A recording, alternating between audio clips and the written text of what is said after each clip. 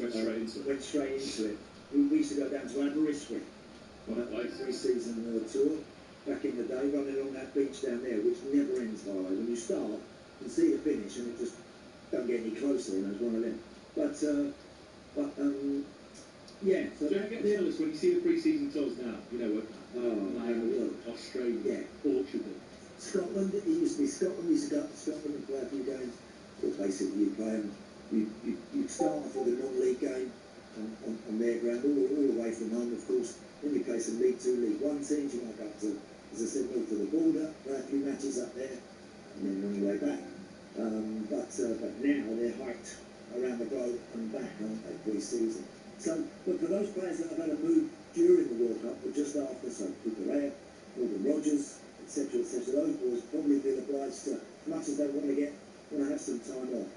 I think it's nice to familiarise yourself with the way you do kind of thinking and start to get grips with it. Yeah, without doubt. Well, a reminder, football is back. We're going to give you updates from the EFL Cup this evening. Moose is going to be joining us, but a reminder, of course, tomorrow, Friday, 7th of August, Middlesbrough against Wrexham in the Carabao Cup first round, and then we've got a belter of a weekend as the Championship, the EFL, is back. Looking forward to that. West Ham and Portsmouth as well is going to be live over on talkSPORT 2. Football's back, happy days, but still to come with a little bit of no Google. So we want to know which club has secured promotion to the top tier via the playoffs the most time. We're talking about this extended playoffs, 8 teams. We're not sure what we think about it. We think there's legs in it. But who's going to be the team, and what has been the team to secure promotion to the top flight via the playoffs the most time? We'll get your answers after the break. And of course, we're taking your calls now, but just to say, if you're a fan of the 6 teams in the playoffs, these new playoff plans in the Championship, give us a call, 03717 22333.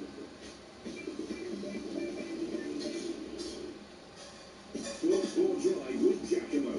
Take your style from a bit of a flanker to rocking epic with the new collection from Giacomo. Get the nod. With a Little Plus Bakery Spin, you can get a free bakery coupon every time you shop. Just scan our award-winning Little Plus app, spin, win, and enjoy a free bakery item. Little, more to value. One spin per customer per day, subject to availability. Ends 9th of August, 18 plus GB only. T's and C's apply. See little.co.uk/LPTV. Welcome back to the Coral Fat Derby. They're all here. First up, the Badgered blokes. Arms down, badges rested. Well deserved. Football fashionistas next, putting that vintage away shirt back in the wardrobe. Last up, the armchair experts. Remote-in hands ready to sit this one out. They've all called a timeout with Coral Play Break Tool. Oh, what a decision. From play breaks to deposit limits and more. We're here for safer gambling. Coral, we're here for it. 18 plus, gambleaware.org. Welcome you to the premiere of its new collection. Introducing their latest signature design, New Magnum La Pistache, covered in a newly crafted pistachio shell, and New Magnum La Pêche with a vibrant peach shell. Both pieces crafted to reveal a velvety gelato core and beautifully finished with Magnum's thick cracking chocolate. Designed for pleasure. Virgin Media Sports Bundles. Yeah, they're for the fans. Including Sky Sports HD, F1, Netflix, Sky Atlantic, and ultra-fast broadband. That's stacks of football, tennis, and cricket, and plenty of racing too. All for great low prices. Yeah, low. Visit virginmedia.com. New customers only. Virgin Fibre areas. Restrictions include checks apply. Netflix terms of use apply. Terms apply. You're upset. You can tell by your waddle. Yeah, I know. People who smoke still don't realise cigarette butts are rubbish. And dropping them on the ground is littering. A butt box, you say. A smell-proof portable container to store butts when a bin isn't closed. Fireproof too. Gotcha. To get one, search Box Your Butts. Keep red and tidy. There he is. Extra time on talkSPORT with Acorn Taxi Insurance. What extra sports action? The sounds of racing on the pitch. Extra punter opinion. Well, that was an absolute slumber of a game, I thought. And extra fan passion. Your treatment for the club has been absolutely incredible. We've got you covered. We've actually got them back in the game. Get through the night football conversation. extra mile. You don't pick a football club in Diction. Extra time with Acorn Taxi Insurance, the UK's largest taxi insurance specialist. Not available in Northern Ireland.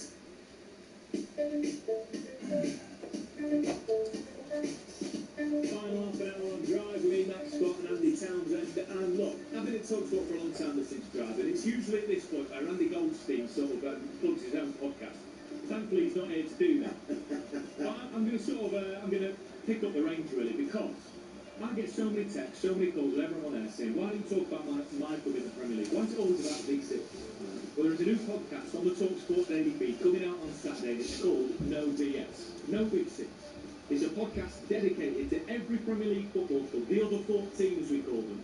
We do not refer to the Big Six, we call them by other names, and every single podcast, your club is talked about in every single podcast. No BS, on the talkSPORT Daily Feed, going live on Saturday. You can get it wherever you get your podcasts, and it's definitely better than whatever Andy Goldstein's doing, that's what I can say. So tune in Saturday, No BS on the talkSPORT Daily. Up next show, you'll be getting WhatsApp Andy, talking a little bit more EFL as well, and we'll give you the no Google and all that after the news with immediate Beltran. talkSPORT News. Thank you, Max, and a very good evening. There's huge disruption for rail passengers affecting pretty much all of Great Britain this evening. It's worse around Greater Manchester and North West England, with delays and cancellations expected until the end of the day. Now, 2 men have been arrested after a second night of anti-migrant disorder in Norfolk, which has left 2 police officers in hospital. The Times newsroom reporter Ollie Cole has more. Locals in Thetford have been protesting against plans to accommodate asylum seekers in RAF Barnham. One female officer was seriously bitten during the disorder, another was hit with a rock. Some protesters have allegedly tried to invade homes they say are housing migrants. Norfolk police were forced to take 5 men away in a van for their own safety. I do apologise, I've got mad water stuck in my throat.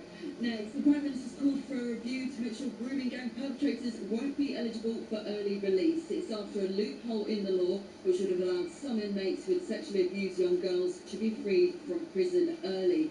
And Westminster Council's consulting on plans which could stop people standing in and around central London bars.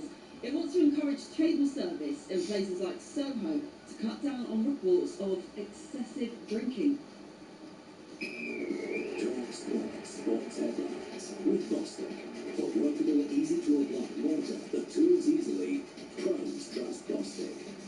The FA has officially withdrawn support for Gianni Infantino, and FIF pros accused the FIFA president of a profound abuse of power. Get more at talksport.com. He's back. New start, new season, new Alan Brazil. It's Jordan for all. Jordan. God help me. Get out. Radio's legendary Clyde-built colossus of cornflakes and clock talk is recommissioned and ready for liftoff. Yes. Brazil is back on eSports Breakfast. The outlaw, Alan Brazil. Bigger, better, and bolder than ever. Tomorrow morning from 6. Only on talkSPORT. Shut up in your face. Fast and fundamentally first for football. With Andy Goldstein and Darren Bent.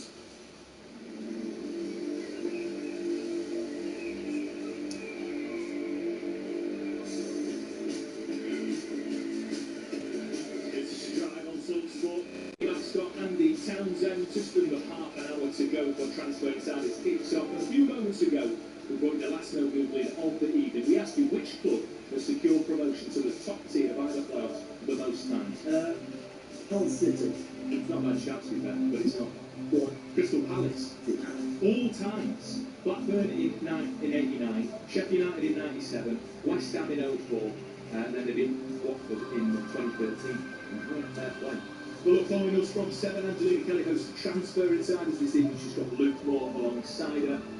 And I imagine they're going to be talking about the latest breaking news. talkSPORT understands that finally the saga is over. Vinicius Jr. has agreed a new deal at Real Madrid, keeping at the club for 6 more years. So he's getting everyone at it. Yeah.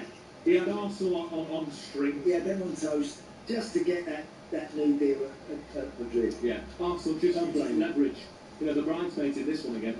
And you see they got beat by Betis last night. Did they? But again, Max, don't take too much what's happening out there right now with a lot of these games all around the world. They're not, a lot of the teams aren't at their strongest and at their best, but that's interesting about Vinicius Junior. I would love to have seen him Oh, in the Premier League. It will would. Yeah. Secretly, everyone would want to see a player like him and seeing how he fares here, because often it's regarded as the ultimate test for any top player, wherever they are in the world.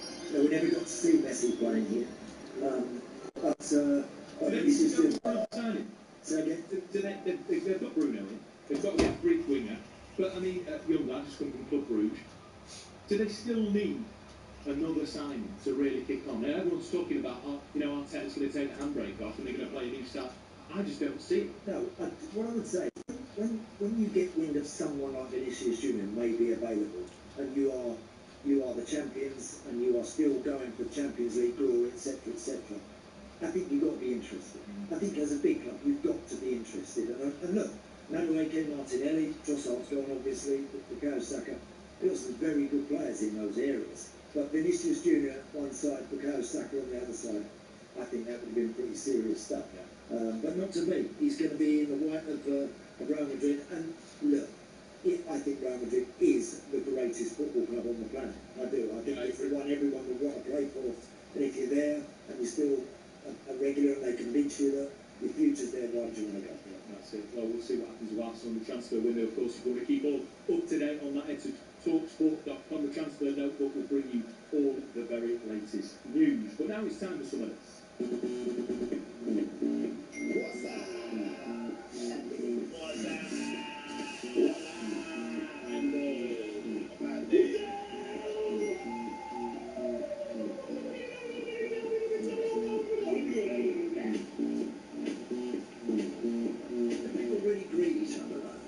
They do when it's you. The young lads now, when they meet each other, they're like, what now? You know, all that every time. At the bar, I'm not really more than 30s.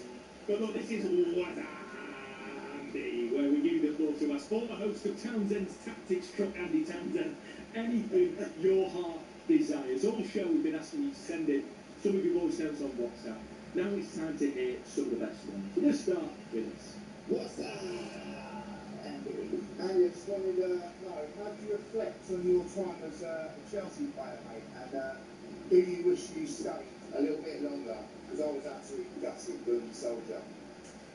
Well, I don't know who that was, mate. I'm not sure whoever that was. But, however, I loved my time at Chelsea. I absolutely left at the right time. I was never going to be around for the Abramovich stuff. That was always going to be way out of my era.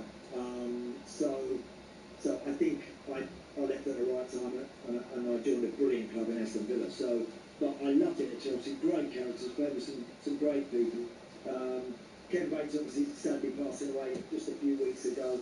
He was a real character, Ken.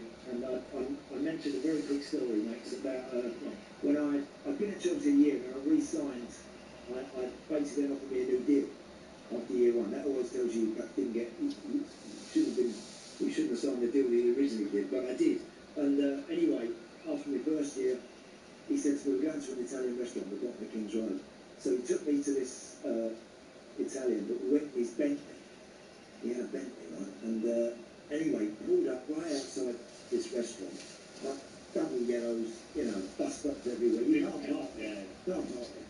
And he said to his young boy mates, he said, here, mate, so keep right on that car, there's 50 quid for you when we come back out. We'll only be an hour. He said, if anyone pulls up and wants to put a ticket on it, come and get me. Because we came out, we actually gave the boy the money. And when we came out of the restaurant after the lunch, he had a ticket on the car plate, and the kid had cleared off, with the money, which was typical. But I really enjoyed playing for Chelsea. I met some great lads and played with some very good people. I love the club. It's the team I supported as a young boy.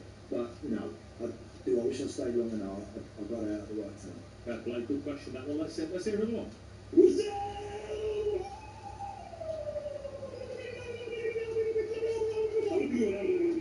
West Ham's furniture has been released today, and for me it's horrific. It looks like a water caking gone wrong. What I want to know from you is, what do you think is the worst football shirt ever released, and what is the worst football shirt you've ever worn as a player? Let's show guys. Okay, worst. I tell you, there was a brown one, Max. I don't know who it was. Was it a Coventry away kit? I'm not even sure if it might have been Cobb. They had a brown. The Spurs had a brown one, I don't know. But It's your I Spurs. don't know, the Spurs one, Spurs kids, there's always, in whatever the colour is, there's always a little bit of kind of style about it. But, back in my day, there were some horrors. There were some absolute shockers. And there was one that I'm pretty sure it was brown. Someone out there will tell us which team it was. In terms of the ones that I wore, let me think. Villa had, with the old Muller Rice, we had that, the sponsor on the shirt. Villa had that black and green, dark green one with a stripe in it, which was never the best. Which was never ever the best. No, I didn't particularly like that one. Villa's proper colours are great. I love some of the away kits they've had over the years. White, claret and white was always a really lovely third kit for Villa back in my time. But that green and black one was absolutely it. I remember that Leeds had an away, or it might have been a third kit, a couple of years ago when we were in the Premier League. Oh, it's still in it now, but it was like a tie-dye. That was a shocker, but the Leeds fans loved it. Whenever I went to Leeds, everyone was wearing it. And someone's had a salmon pink one, haven't they, recently? There has been one, I'm pretty sure. Unless I'm going completely nuts. But I'm sure there's like a salmon pink one team I've had recently, which is not the best either. Well, I like that one for the West Ham. I mean, I've just got the third kit up. It's got bubbles on it. Obviously, Trevor flying bubbles. Yeah. I'm not sure about it, to be honest. I don't mind the colour, but the bubbles look a bit damp. They're all a bit tight fitting nowadays as well, aren't they? Yeah. The ones that they sell in the club shop for the backs. I've obviously got a These bit of giving. days you can buy like different grades. Like you can buy the cheapo one for such, and it's not cheap. It's £70. And then you can buy the pro one that the players wear, and that one's like wearing tights on the chest. Yeah. Yeah. So no, good question. That right? Time for another one. What's up, Andy? Hello, mate. I've got a question for you about your dog, Big Norm. I always see him all over your Instagram feed. I absolutely love him. I've got a question for you which relates to bedtime. I know a lot of people in my family and some friends of mine which allow their dogs to sleep in bed with them. Does your big dog share your bed with you? Cheers, mate. Good question, and a very straightforward answer. Absolutely not. He never has, and he never will. One is, He's 75k. yeah, he's a big unit, and so he actually wouldn't be able to jump up on the bed. Most dogs you see him go jumping up, Norm couldn't do that. There's no chance he could even get in there. Norm's heavier than producer Jeff. Well, there you go, and he's slightly better looking You have than Joey? as well. But he's listen, no way. I'm not one of those that entertains the dogs all in the bed and all that. No, not for me. Right. No, I don't think so. I'm saying mine's only a puppy, but he's not going to be in my bed because I'm 6 foot 7 and 100 kilograms. And I ain't got space. No, exactly. But I do love him. Don't get me wrong. I do love Big Norm, and but I'm afraid no, he can't come in there. Do you know what? As well, he's not. He's a very loving dog. But if you cuddle my dog, if you sort of come here, give us a cut, he'll sort of wriggle out of that. You don't like. He wants his space. He wants his space. He's an independent man. Exactly. Yeah, fair play to him. Right, time for another one. What's up, Andy? Just see the news about EA Sports selling FIFA to the Saudis for however many billions. I was just wondering, what was it like when you worked on the game? Doing the commentary years ago, was it fun? Anyway, this is Michael from Norwich. Cheers, Andy. Michael, thank you for that. So doing those FIFA games, right? It's very difficult. Very difficult for. How did it? You just So, read yeah. a load of sentences. So you are in a studio booth and you've got various scripts. Commentator. I did many with Tilsey over the years. In fact, we did one for this World Cup with Netflix. With the World Cup just gone. But it's very difficult and very repetitive, mates. And in the old days, you'd be spending a fortnight, 9 to 5, in a studio, and you are just coming out with 100 ways to say, that was a great cross, and it was a brilliant header from the striker, oh, he's hit the bar. Right, come up with 20 Is that all scripted for you, or do you use the Well, they sort of set the different, like the different subjects, and then you just have to come out with 20 You're not different walking out, but you just say it. Oh no, you're just saying it. You've just got a bit of crowd noise in your ear, and then you're just sat in a tiny booth somewhere in Soho in a studio, and you're sat there, and you've just got to keep going one after the other, one after the other. And of course, I can't say a player, so it's always he was really unlucky there. Oh, what a great shot that was! That was a brilliant effort from him. Like, it's like that sort of stuff. because I don't know what players the kids at home are picking. So you have to be generic with it, and you have to come up with all these different. And it's. I mean, it's a good earner, but it's hard work. I didn't want to ask that. I'm glad you said it. I'm glad you said it. Fair play to you down to back, you know, for 2 weeks, 5 days a week, and yes, it's up a little studio in Soho. Good stuff, right? Time for another one. What's that? Andy, hi Andy, it's Neil from Home Bay and Kent. Having lived 32 years in Welling in Kent, do you remember your days when you played for Welling United? See you. I do. Thank you very much for that. I remember very well. You know, my best man I used to play at Welling United with, who now lives around the corner from me. We still play golf a lot, and I still see some of my ex-colleagues at one of the Welling United days. Don't forget, that was now, that's 46 years ago. That is a rather long time ago, yeah.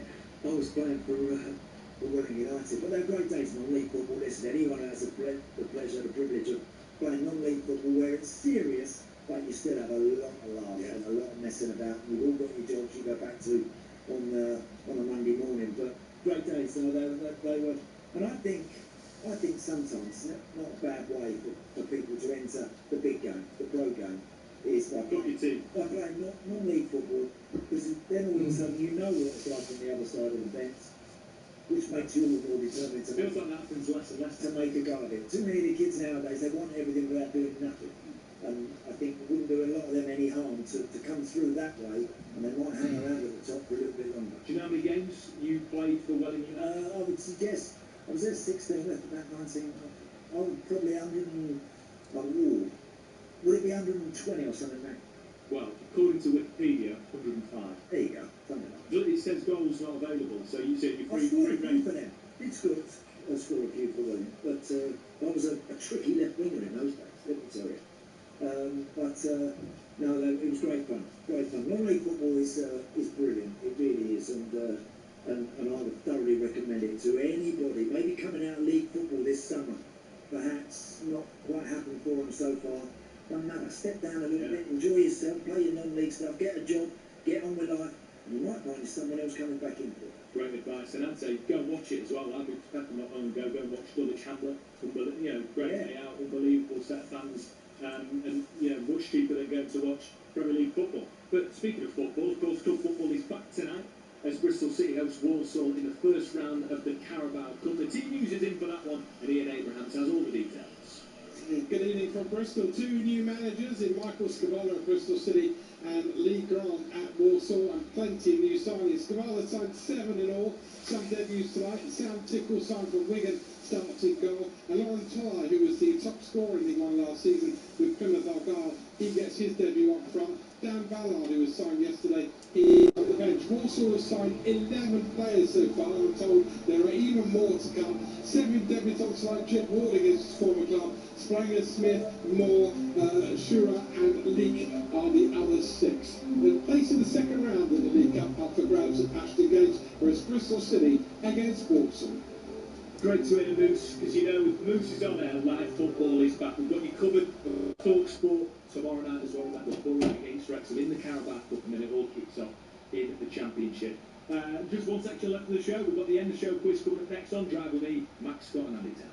This is a definition of a big one.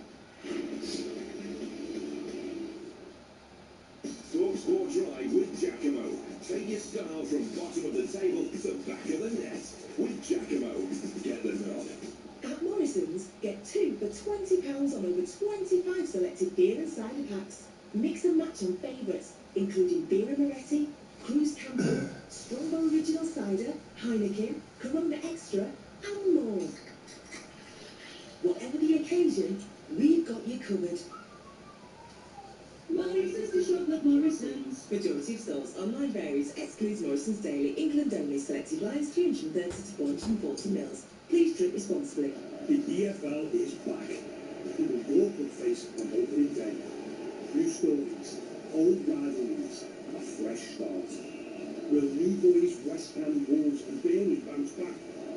The intensity, the drama, and the unpredictability of the EFL. Download your club's fixtures straight to your calendar by visiting efl.ecal.com. tournament of the EFL. Welcome to the Money Supermarket Training Academy, where we put our new recruits through their paces, training them to be their very best at saving the nation money, turning them into deal-finding hotshots, and teaching them how to come up with fantastic rewards for our customers. Is this the Money Supermarket Training Academy? Absolutely. Come in! Money Supermarket, where better off begins. Download the app today. Rewards include prepaid MasterCard, qualifying purchase with logged in account, 18 plus UK only. See site for T's and C's. You did a business, Nissan, do the vans. Search Nissan vans to discover the range all with 5-year warranty. Warranty terms apply, 5 years or 100,000 miles, whichever comes first. Visit nissan.co.uk.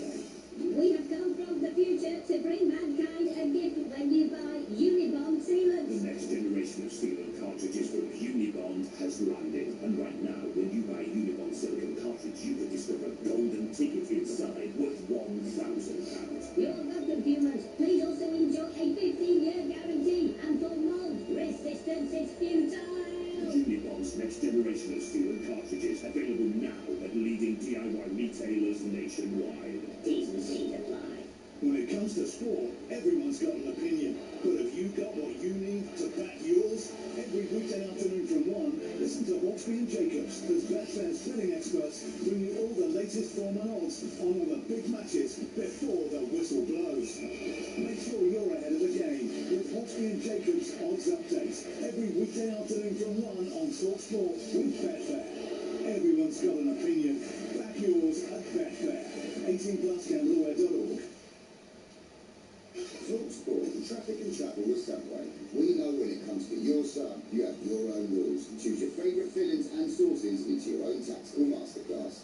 Good evening. Couple of motorways closed. First of all, the M4 heading out of Wiltshire into Berkshire on the London-bound carriageway through junction 15 to 14, Swindon East to Hungerford for accident investigation work. And the M2 heading towards the Channel Tunnel closed from junction 2 to 3 near Rochester for a police investigation. The southern runway at Heathrow has been shut because of a grass fire and major disruption to trains up to the northwest of England and the Midlands due to a power failure at Manchester. I'm Johnny Banner. When you're growing a small business, whether you've built a team of 20 or you're a one-man band, you need someone who understands the ins and outs. With an HSBC small business banking account, you'll have access to our business specialists in person and virtually, as well as no monthly account fee, because whatever your small business looks like, we're proud to support you.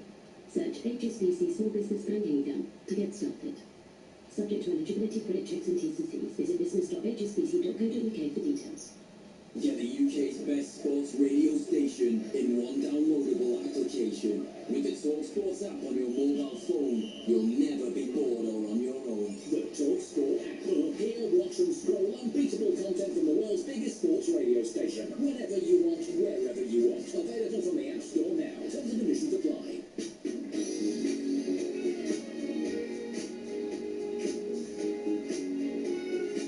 6:53 drive on talkSPORT. Me, Max Scott, Andy Townsend in partnership with Giacomo. Get fresh looks and great brands from Giacomo. Following us from 7, Angelina Kelly hosts the Transfer Insiders.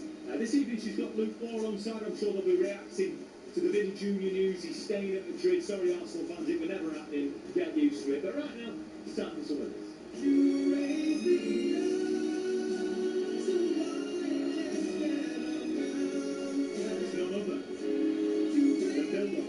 Evening, lads. Great show. Thank you, mate. It's been a good crack. Now, I've obviously, it's obviously my debut on drive, so I don't really know the rules. Yeah, alright, I'll explain. So, That's the first thing. In the show quiz, lads, I've got a list for you. You were discussing food earlier with Magnum croissant. Looked quite nice. So I've got a little list. A roast dinner is the most popular British dish, correct? According to YouGov poll. Can you name the next 10 things on that list?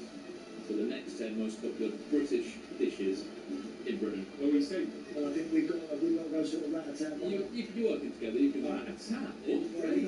No, I know exactly what you did there. You can confer. You've got three attempts. I mean, we say British food? But yeah. Does that include Chinese takeaway? No, I'd say these are all British. Fish and chips.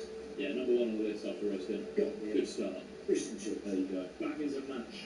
Yes, number 4 on the list. And by the way, I do love sausage and mash. Do you? Yeah, unbelievable. And gravy. Oh, of course, and great peas on. Yeah, peas. Peas, yeah, nice. And also with okra. Now you've gone too far, mate. I'll have the bottle. Right, what else? So we've got fish and chips, sausage and mash. Yeah. Steak and out pie. Could be there. There was no pie and mash on the list. How about it is a strange one?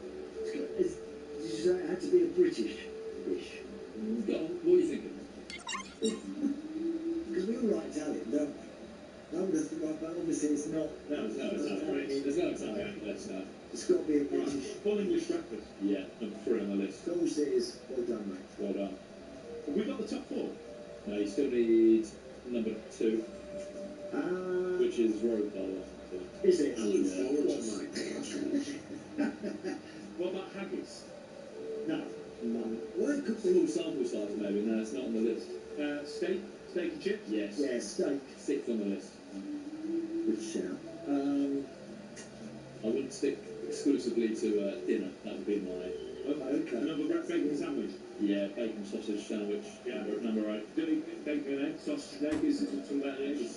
I've just given you all. How many do we need now? You still need 5 more. 5 more, one minute. I'll say there's a breakfast. Oh, what about chips and curry sauce? Not on the list. Porridge. Not a full meal. No, porridge didn't make it either. You did not? What about a minute? Still need number 2. What about vindaloo? I'm going to give you another curry. Chicken tikka masala made it. Number 10. That's, well, is it British? Is it? I mean, Well, I googled it. Apparently, we invented it. I'm not sure. no idea. Don't eat it. There's another sausage-based. Is there? Sardinella. Yeah. Oh, great. Never had with it. Cumberland sausage ham. Cumberland sausage. Cumberland, of course. Number 2 you might have if you're not feeling too well. You might have this as a Fancy. Popular. If you're not feeling well. Big McNib. No. Greggs. No. Here's a clue. Not hungover, like if you're actually ill. Well, you don't know what I do. What you eat is Well, you can actually drink it as well. You can drink tomato soup. Yeah, with bread. Number 2 Yeah, apparently. bread and butter. Look, Bill, love that, please. Yeah, But pleasure to do that with you as beans well. and toast at Cottage Bar. That's what it is. Oh, yes. Oh, cottage and shepherd's pie! Actually, have beans on toast. Let's go to that.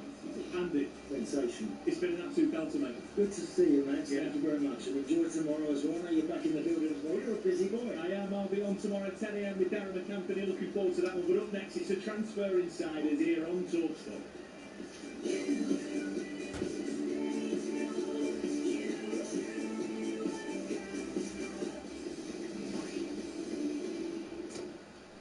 talkSPORT Drive with Jacko.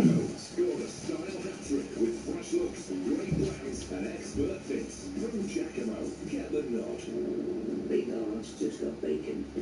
More smokiness, more crispiness, more deliciousness. With juicy beef, cheddar cheese and the Big Arch sauce. Now topped with crispy bacon. The Big Arch just got bacon. So 28th September 2026, set from the name, subject to availability. Train toilet door, didn't work. Lock, didn't work. Everyone's seen me on the ball, didn't work. Train toilet door, didn't work. Bet £10, get £30 on free bets with Midnight. Search Midnight Sports or download the Midnight app today. Nicholas and Sunday, restricted and T&Cs apply. 18 plus, and responsible. Download the web. British Gas have this thing. We call it home care. We'll fix all sorts, and it's unlimited repairs.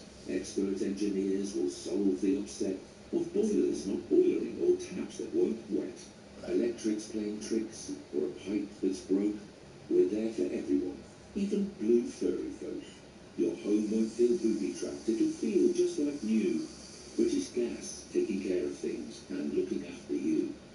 T&Cs apply. Excess options available per repair. Beat the back-to-school rush with Berry this summer. Stock up on great value shirt bundles from £9, 2-pack of trousers from £14, and a polo 5-pack from only £11, as well as Kickers leather lace-up shoes at £58, and Dr. Martens for £70. Get school ready with Berry, and when you spend £75 or more, you'll get free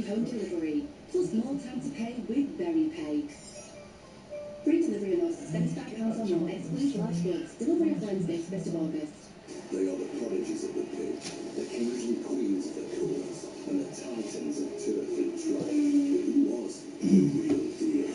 Every Tuesday morning from 10, join Jim White and Simon Jordan as they nominate the sporting star who's proved to be the real deal of the week.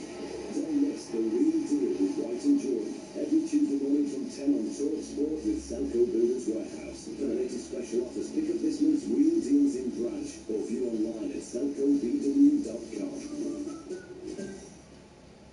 On DAB, online, and on your smart speaker. talkSPORT. talkSPORT. News. Northern and TransPennine Express are telling people not to travel on their trains in North West England because a power problem has caused major disruption. 6 operators are expecting delays and cancellations until the end of the day. Long-distance routes, including to London and Glasgow, are also affected. Our correspondent Shingi Mararike, who's at Leeds Station, says National Rail has revealed the cause. They're saying that there was an external power supply failure in the Ardwick area of Manchester, which caused the initial outage at about 2 p.m. today, and what followed were large parts of the rail network being impacted. European football bosses still have no confidence in the FIFA president, and their World Cup boycott threat remains. That's despite Gianni Infantino scrapping his controversial plan to sell off the World Cup, apologising and trying to rally support in Morocco. A farmer from Barnsley has been sentenced to a minimum of 35 years in prison for murdering his lodger. Christopher Wright shot dead Richard Dyson, who was 55, in 2019, before hiding his body in a barrel for 6 years. The 73-year-old was arrested after detectives were told they'd had a row about guns, and Knowles was the senior investigating officer. The investigation into Richard's disappearance and death has been long, complex, and emotionally draining. Their strength and dignity in confronting each moment of this process has been nothing short of extraordinary. Celebrity Big Brother winner Stephen Bears heading back to jail. Prosecutors say he made degrading comments about his ex, Georgia Harrison, which broke a restraining order. Home Office data shows there's been a record 10,000 plus referrals to the government's anti-extremism prevent scheme in a single year. Most were for 11 to 15-year-olds. And Westminster Council's consulting on plans which could stop people standing in central London bars. It wants to encourage cable service in the West End to cut down reports of excessive drunkenness. That's the latest on talkSPORT. talkSPORT. On 1089 and 1053 medium wave. On DAB, on your smart speaker and smart TV. Critical finish! Totally topical transfer talk. The Transfer Insiders. On talkSPORT.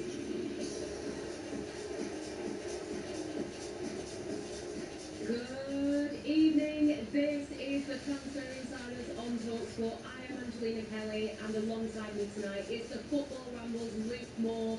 Over the next few hours we will be bringing you the latest transfer news and views.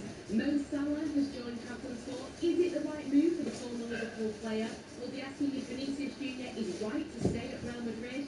Have Manchester United done enough in this transfer window? And of course, the latest on FIFA versus UEFA with Ben Jacobs. Remember, we are live on YouTube and your smart TV. You can also get involved by giving us a call on the usual number 03717 22344, or give the text or WhatsApp on 81089. This is the Transfer Insiders on talkSPORT.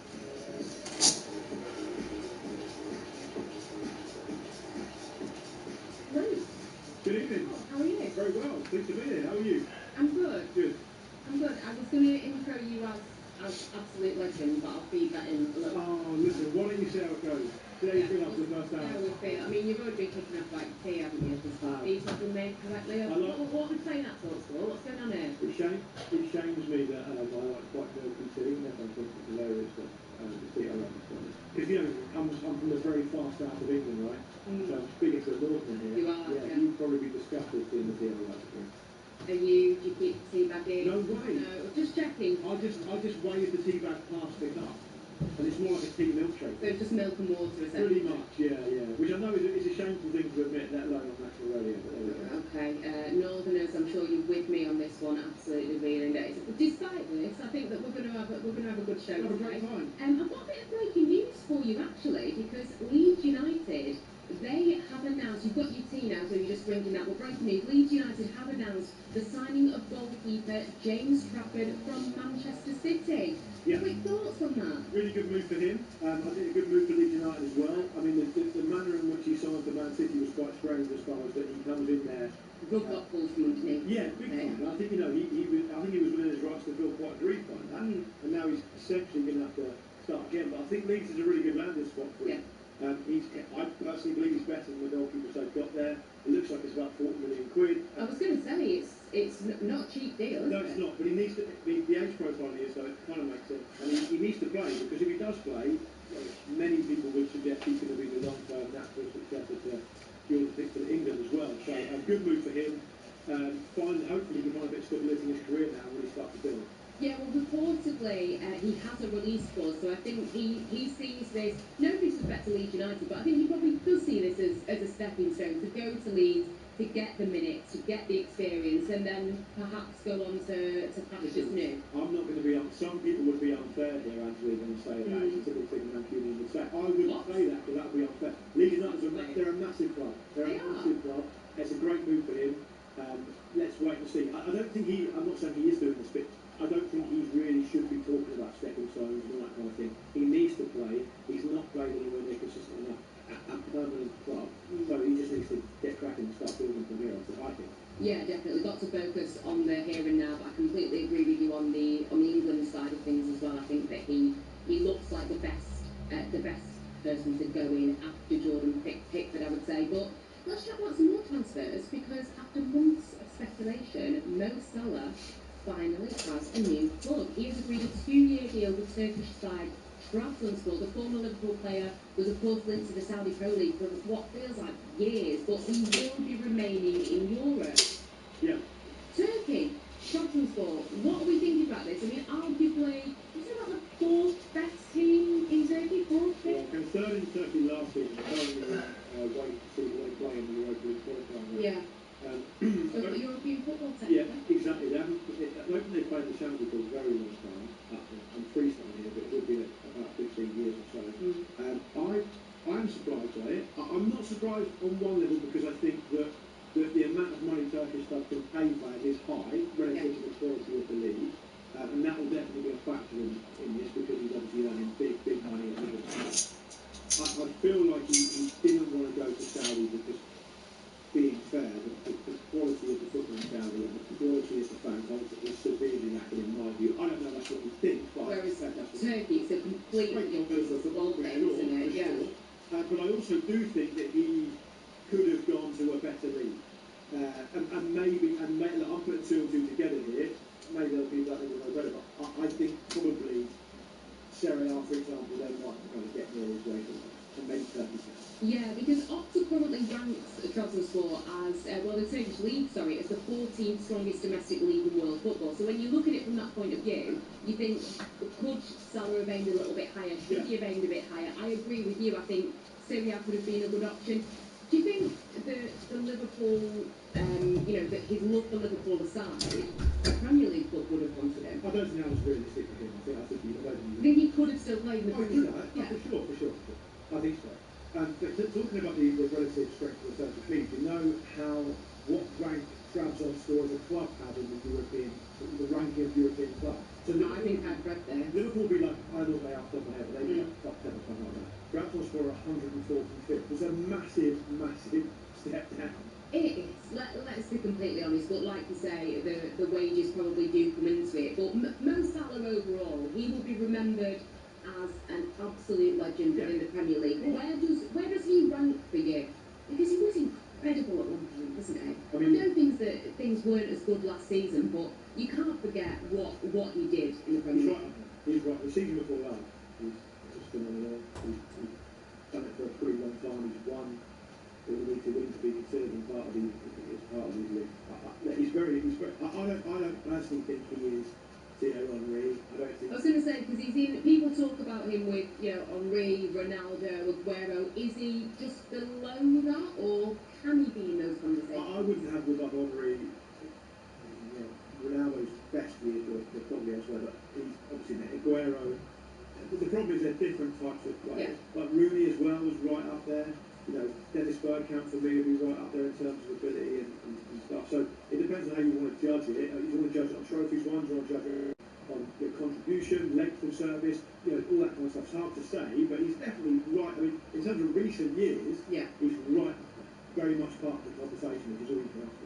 Yeah, I completely agree. Well, best of luck to him in Turkey. Welcome from what I saw. Yes, have you heard about the number 61? Tell me. So the number 61 is very important in the area where he is moving to. It is there. A lot of people will pay to make sure that the 61 is within their phone numbers. It's on people's car registration plates, etc. So Mo Salah actually wore a shirt with 61 on it when he arrived, but he will be wearing the number 10 shirt. But it was a nice little gesture to show the people. Kind of a symbol of the city, isn't it? Yeah, so he's doing it to show the people, hey, I respect 61. It's like, I'm from, my postcode is M28, so, if I sign for Man United, which is not going to happen, especially with the women's team, which I won't get into, but I could have if I was getting about 28, I'm like, what would you have for your area? Well, I live in SC 27, 27. 27? Yeah. I'm also very unlikely to sign for Man United.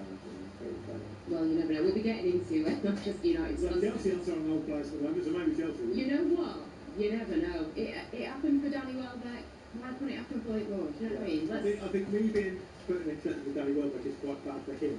And very generous for me. Yeah, and I love Danny Welbeck, so I'm going to say that. I did too. I did too. Big Danny Welbeck fan. Fuming.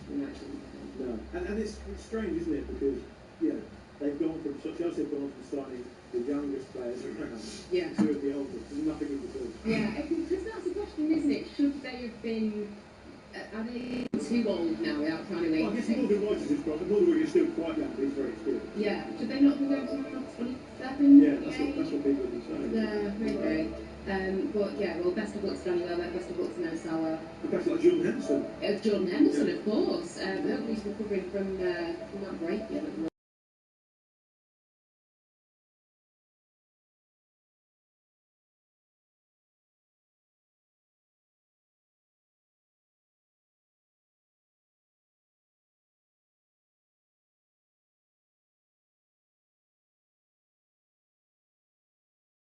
Absolutely awful, yeah, definitely. Well, speaking of the Cup, I wanted to touch on the FIFA situation. The UEFA are maintaining their boycott of all FIFA competitions in reaction to the plan to sell off stakes in the World Cup to private investors.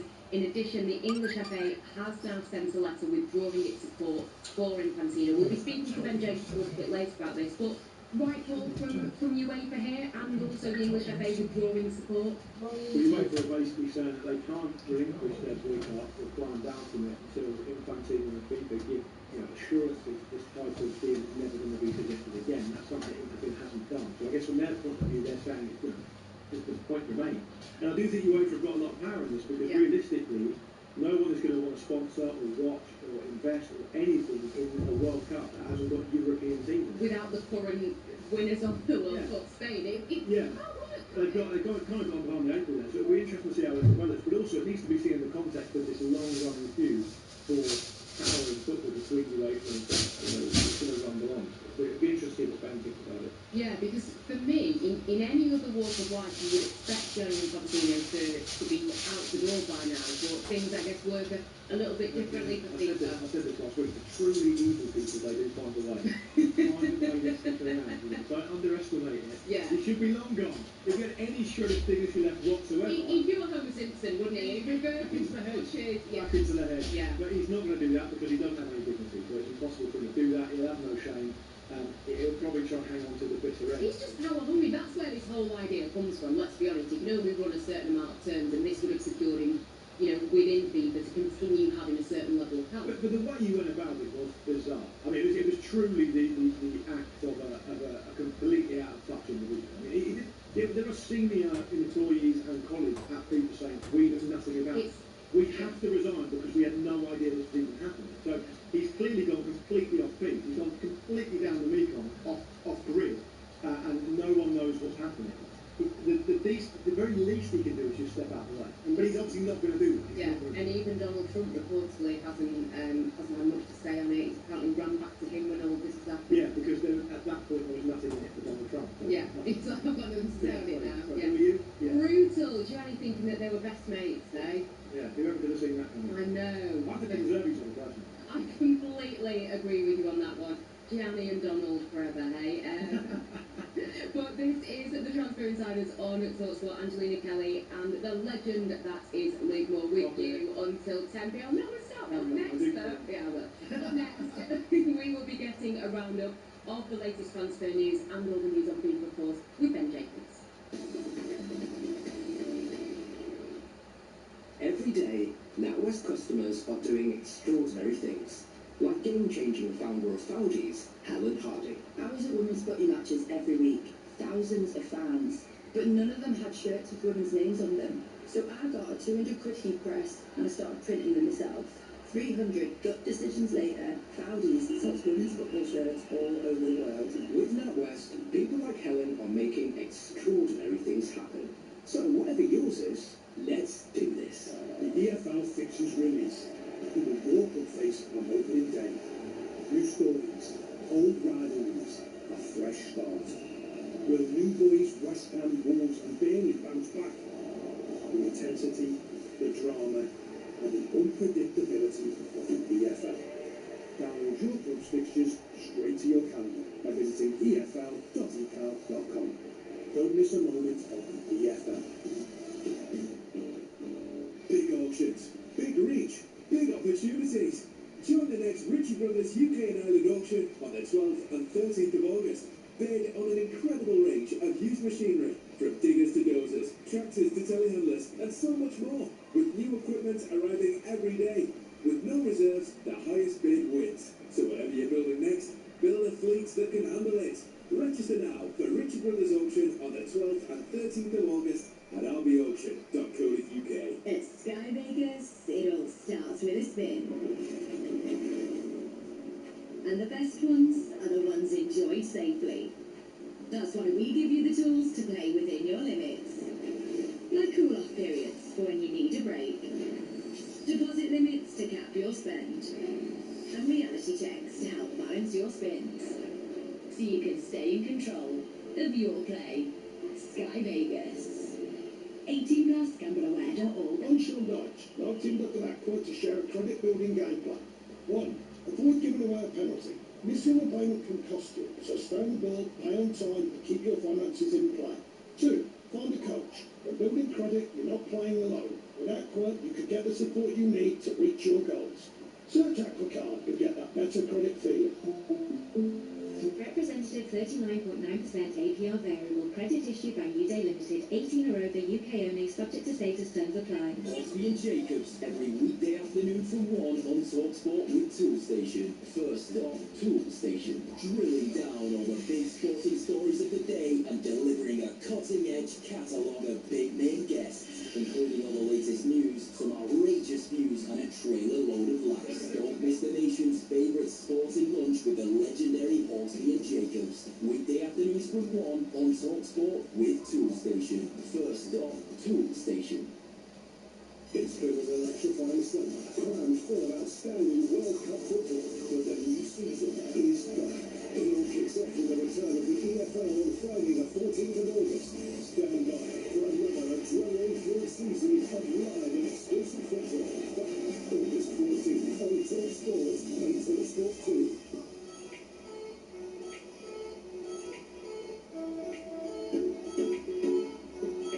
Good evening. This is the Transfer Insiders on talkSPORT. I am Angelina Kelly. Alongside me tonight is broadcaster Luke Moore. We were just talking about Mo Salah. He signed the Turkish side at Trabzonspor today. We've got a message in on 81089, and it's a question for you, Luke. Yeah. You ready for this? Yeah, go for it.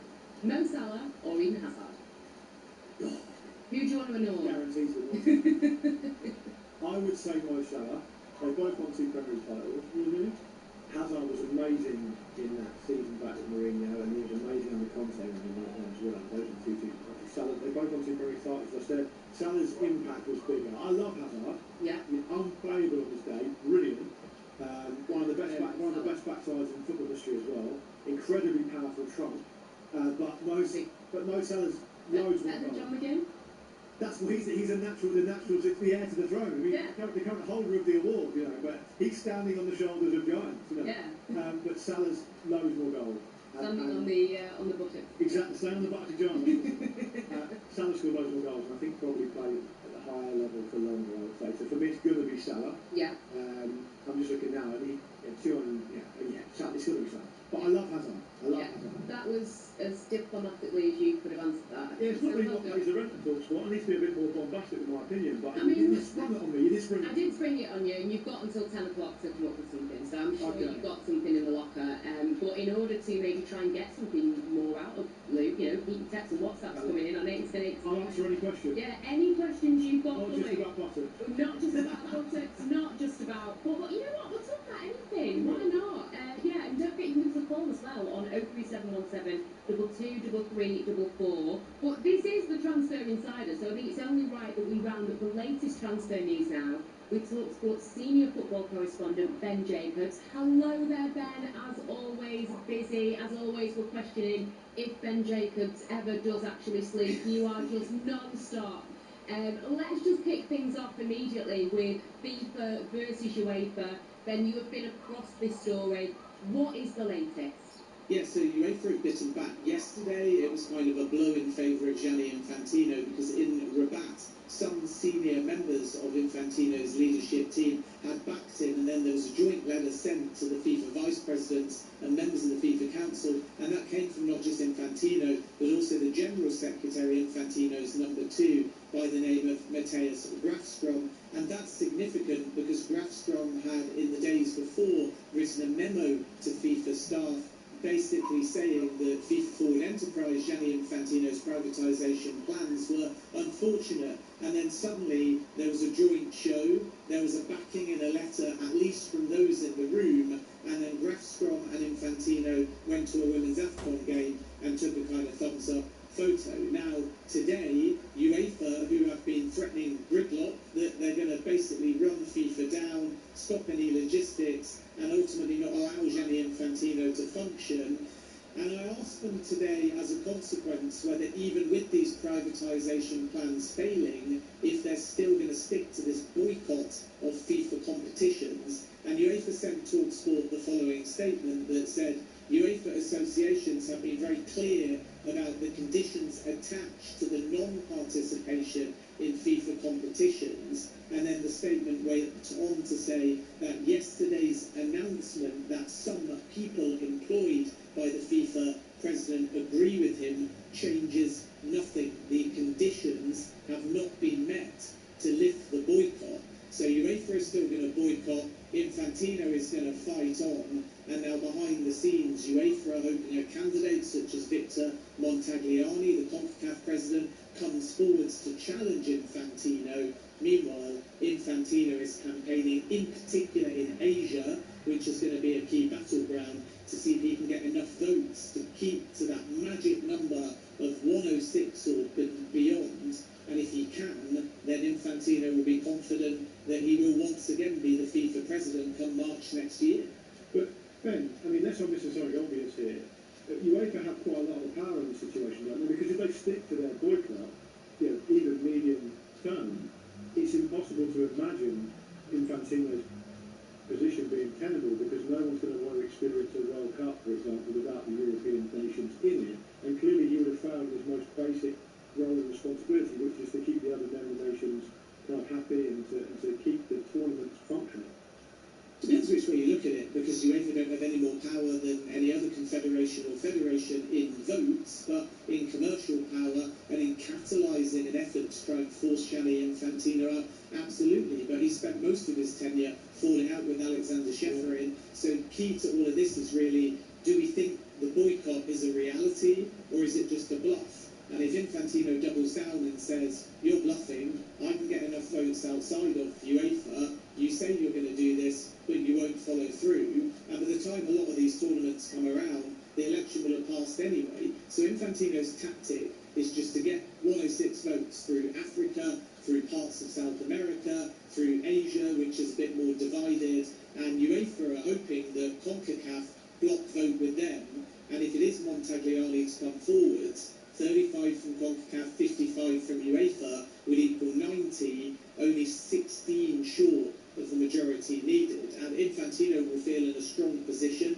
until such point comes when a viable candidate stands against him, because otherwise it's all threats and bluster, and it sounds like Infantino cannot carry on or have any kind of tenable position if UEFA is saying we're not going to work with you. But the reality is the election isn't that far away, and if nobody stands against Gianni Infantino, the feeling from Infantino at least is that UEFA will bluff and will threat, and then if he wins, will step aside and try and find a way to work with him. So the next step is not actually these statements or these boycott threats. It's really more, can UEFA galvanise a move to find a well-supported candidate to rival Gianni Infantino?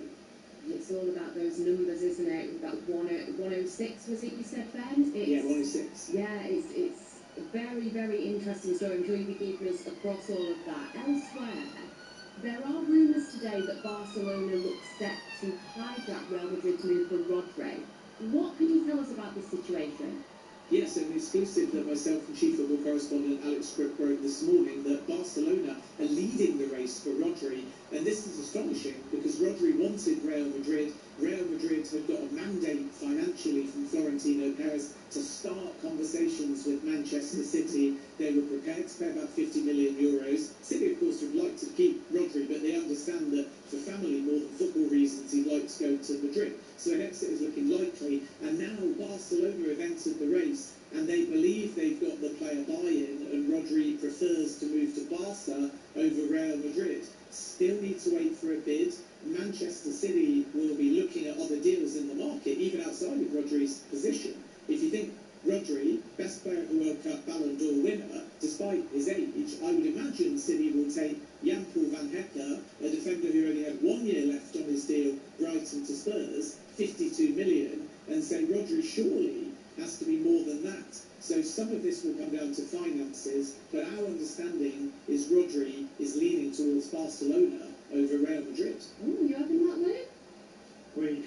God, last week when I was on the show with Amazon, we were talking about how he'd gone to City and asked if he could go to Real Madrid specifically, right? And he was born in Madrid, so, I mean, maybe he just really wants to leave now. He's not trying to Any Spanish ball will do at this point. I think City should be doing everything they can to say, look, please just give us 1 more year and you can go. So, I mean, I don't know if that's possible or what, but yeah. Yeah, and finally, regarding Real Madrid and Barcelona, etc., then, Real Madrid have announced that Vinicius Junior has agreed a new contract with the club. What are the details of the new deal? And for Arsenal fans, were they ever even a little bit close to turning his head? Yeah, they made a strong pitch. I mean, in hindsight, it looks like Arsenal were a stalking horse and Vinny Junior got an improved offer from Madrid, and Arsenal were always there to provide that leverage. But Arsenal caught Real by surprise with a strong pitch, and Real had refused over and over again to give Vinny Junior anything more, and then suddenly in the last 24 hours it's changed. And I think part of the reason why is Vinny Junior was genuinely considering Arsenal as a possibility, but now he's going to extend. In fact, he's already signed, and that deal is 6 years until 2032, thanks to an improved offer that only was made to Vinny Junior yesterday, according to my information, and by Wednesday evening, Real became really confident. Arsenal are now still going to add some form of either left-sided or versatile attacker. Not all the profiles are identical to Vinny Junior, but Julian Alvarez, one possibility if Atleti decide to sell. We know they prefer to keep. Barcelona would love Julian Alvarez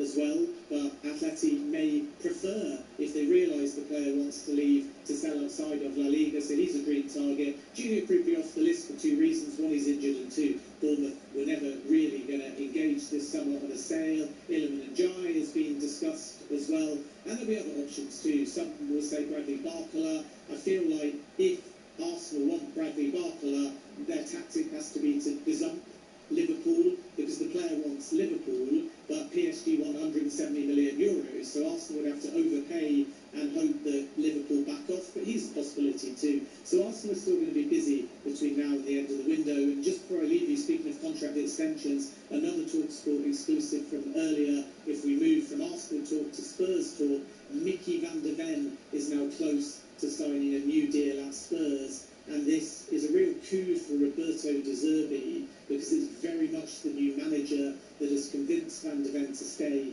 And as soon as Tottenham stayed up, talks have accelerated. It's not signed yet, but sources tell me it's close. And there was never any credence, really, to suggestions that Liverpool or Barcelona were going to sign Van der Ven this summer.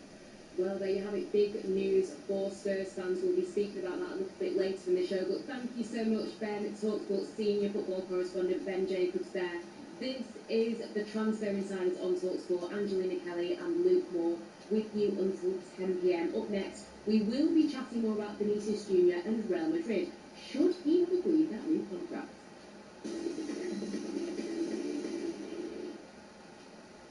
talkSPORT Breakfast in partnership with Arnold Clark. We guarantee the best used car deals in the UK.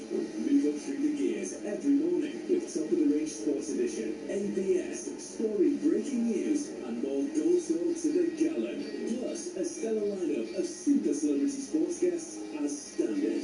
talkSPORT Breakfast every weekday morning from 6 on talkSPORT with Arnold Clark. We guarantee the best used car deals in the UK. So, your decaf, oat milk, extra but not piping hot, 4 cups of caramel, no sugar, small latte in a large cup. That will be 10 minutes. No worries, I'm having fun on Play Ojo. Keep it fun with Play Ojo's safer gambling tools, including take a break and time checks to keep track of your plays. Here's your decaf, oat milk, extra but not piping hot. Thanks. Playtime's over. Lovely. Feel the fun. 18 plus can be away. Magnum welcomes you to the premiere of its new collection. Introducing their latest signature design, New Magnum La Pistache, covered in a newly crafted pistachio shell, and New Magnum La Pêche with a vibrant peach shell. Both pieces crafted to reveal a velvety gelato core and beautifully finished with Magnum's thick cracking chocolate. Designed for pleasure. We have come from the future to bring mankind a gift when you buy Unibond sealants. The next generation of sealant cartridges from Unibond has landed, and right now, when you buy Unibond silicone cartridge, you can discover a golden ticket inside worth £1,000. You're welcome, humans. Please also enjoy a 15-year guarantee, and for mold resistance, it's futile. Unibond's next generation of sealant cartridges available now at leading DIY retailers nationwide. T's and C's apply. Virgin Media Sports Bundles. Yeah, they're for the fans. Including Sky Sports HD, F1, Netflix, Sky Atlantic, and ultra-fast broadband. That's stacks of football, tennis, and cricket, and plenty of racing too. All for great low prices. Yeah, low. Visit virginmedia.com. New customers only. Virgin Fibre areas. Restrictions and credit checks apply. Netflix terms of use apply. Terms apply. Sally, what was that sound called? That Wise Guy? No, what's a fugazi? No, Sally, the start of the prizes. That Pies Guy? No, Sally, got meat and potato, the cars, 250 grand cat. That Thighs Guy? What's that? Sally, throwing cars, tech and cash for as little as 2p per entry, just search That Prize Guy online. It's easy really, the hardest part is remembering the name. Over 18 only, no purchase necessary, see website for details. It's 2026, but you're still tuning in on your radio. Don't you know a massive superior transmission device has been invented? If you're going to listen to talkSPORT, why not do it with some style? By stepping into the future and downloading the talkSPORT app with fully modernized sound quality and access to a digital library of so-called podcasts that'll blow your mind. So come on, future boy, witness the progress of mankind. Where we're going, we don't need aerials. Download the app today and listen online. Totally topical transfer talk. The Transfer Insiders.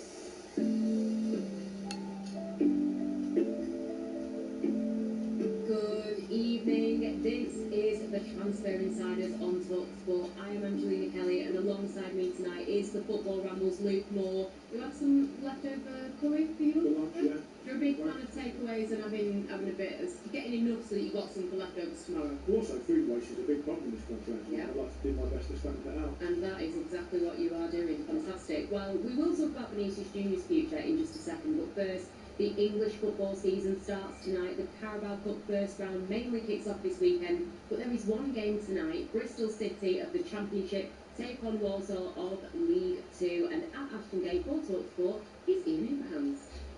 And welcome to what is a stunningly sunny Ashton Gate tonight, and the start of a new era. They ended last season Bristol City with Roy Hodgson in charge. Michael Scabala, who led Lincoln to storm League One last season, is in charge this time round. 5 debutants tonight, including Sam Tickle in goal, the very experienced Jeff Wallace, and also up front last year's top scorer in League One, Lauren Tolley, who was, of course, at Plymouth. 11 players have come through the door for new Walsall manager Lee Grant. 7 make their debuts tonight, including Jed Ward, who's played for both Bristol clubs in his time, Bristol Rovers, and here at Ashton Gate, Bristol City. Only 4 survived from last season, including striker Aaron Presley. Should be a good game this one, but Bristol City last week beat Newcastle 4-1 in Eddie Howe's last game in charge in a pre-season friendly are heavy favourites. Bristol City against Walsall here at Ashton Gate. Thank you, Ian. We'll keep you up to date with what's going on at Ashton Gate throughout the evening here on talkSPORT. Now, Vinicius Junior. His future has become the topic of the transfer window, it seems, and after rumours of a move to the Emirates, Arsenal fans, I know you got excited. You know, would Gyökeres give up the number 14 and give it to who knows? Real Madrid, though. They have announced that the player will sign a new contract at the club rather than joining the Premier League champions. Luke, what has been your thoughts on this whole Vinicius Junior situation? Was there ever a part of you that thought he's going to Arsenal? Not that you're an Arsenal fan and that, but I'm not an Arsenal fan. Well, it broke when I was on the radio last week, and we were excited about it, and me and Will Gavin were on, and you know, Ben Jacobs was reporting it, Ornstein was reporting it, we thought, oh, there's something in this. And I understand Arsenal fans getting excited, that's part of being a football fan. You're going to get excited about that, you're not really going to get excited about much, so I don't blame them for getting excited about it at all. But in retrospect, it now looks like, you know, a relationship's gone through a rocky patch, so one of them is looking at another potential partner, and eventually they just got back together. They just got back together in the end. Yeah. A quick week-long dalliance, and now they've renewed their vows, and that's the end of it. And Arsenal were left out in the cold. So I feel sorry for him. I do. Poor Arsenal. It does look cynical now, doesn't it? It looks like he was only just doing it to get a better deal. You are saying Vinicius Junior, I think, and what were you doing? Playing because poor Arsenal. No, it's 4 North London. I know. Haven't they been through enough? I know.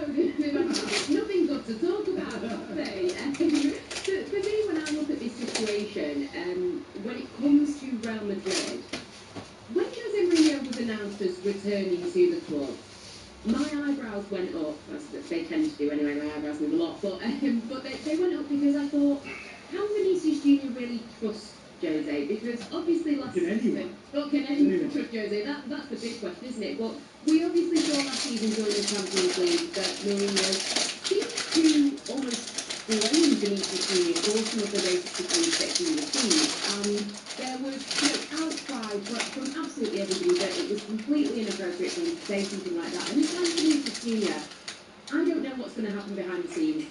Maybe they'll have a conversation about it. Maybe Jose Mourinho will apologise. I don't know. He doesn't. No, I wouldn't say he's known for his apology. No, not. I wouldn't say it's his strong suit. Yeah, I'm always a big fan of the apology should match the disrespect. I would like him to come out and publicly take accountability and apologise for this. We don't know if that's going to happen, but I do look at it and think... And I just said I do know it's going to happen or not. And it's not going to happen, right? I won't hold your breath on it. Okay, I definitely won't.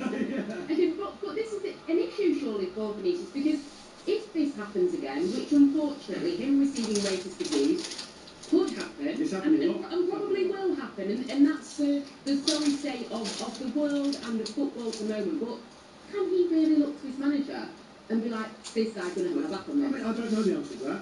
I've never been a victim of it, and I'm not a Real Madrid player, and I don't know Jose Mourinho, but you'd expect that on day one there would have been some kind of clearly thought to him. Vinny Junior was one of their biggest players, one of their biggest names. He's been there a long time. Mourinho, it would have been probably one of the first things on Mourinho's to do this, to get this sorted, because Mourinho decided, as you mentioned, and I thought it was shocking at the time, I think it's shocking now, he chose to side with Cristiano in that situation. He chose the defending player, he was a goalkeeper at the time.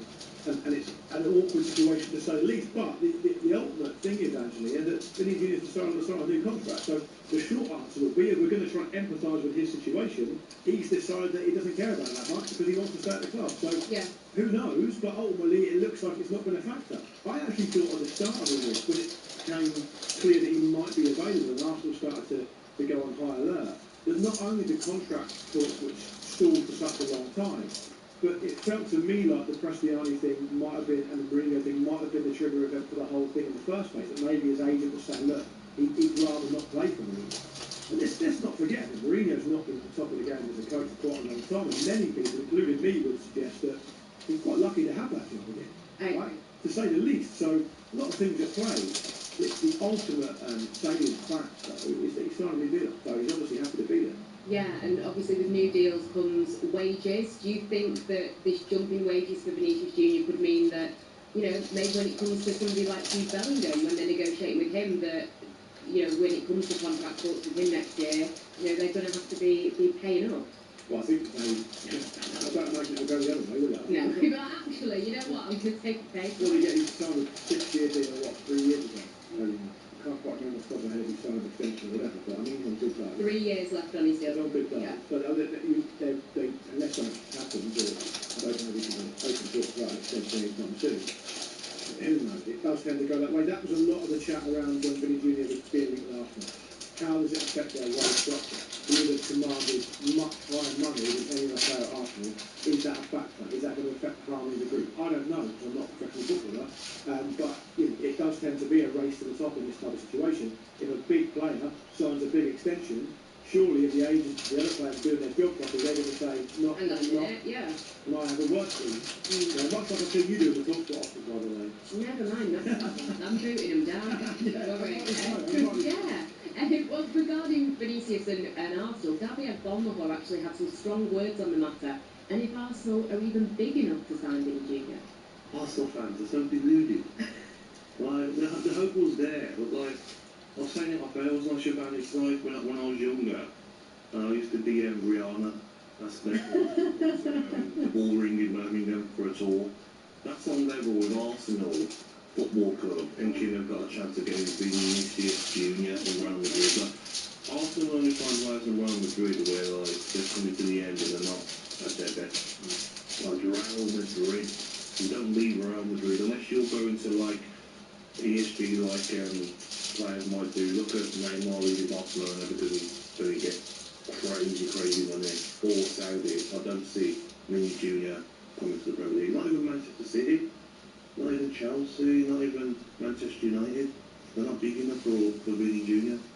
So that was Gabby on talkSPORT Breakfast with Shabana Hearn. Speaking about Arsenal, like the chopped liver, that was a bit rude. Also interesting, Gabby was DMing Rihanna, that's maybe a different story, but, you know... I'm not going to comment on that. No, we won't comment, but regarding Arsenal not being big enough to sign Vinicius Junior, is that a bit of a disrespect to Arsenal, or do you understand where it's coming from? I don't think the metaphor, right? I didn't have much time for the metaphor. Arsenal absolutely have to be in the mix to sign these players. They're the Premier League champions. They're just not Real Madrid out of the Champions League. Yeah. They're looking for a player to take them over the top to be victorious in that Champions League.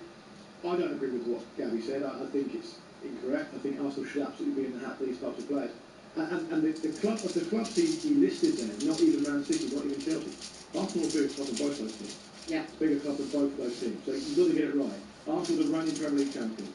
Arsenal's a bigger club than Chelsea. And the Premier League is a huge league. Exactly. So I get his view. Good on him, but I don't agree with it. I think I would actually go further than that. I would say Arsenal would be negligent not exploring it if they heard from contacts that Vinny Junior was potentially available. It would be negligent not to explore it. It just would. You have to go for it. You have to do it. And I do take one thing I do agree with him on is that the big players at the very top of their career don't tend to come to Premier League clubs. It is rare for a player at the very top of his game, that already a European super club, that comes to Premier League. Yeah, is that more of a Premier League problem to an extent? It's Probably, not an Arsenal problem. No, it's not an Arsenal. No, it's not.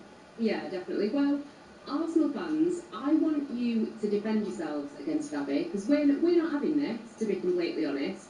But I also want to know, where should Arsenal look next if they're not going to plough all of their budget into Vinicius Junior. Give us a call on 03717 223344 or give us a text or WhatsApp on 81089.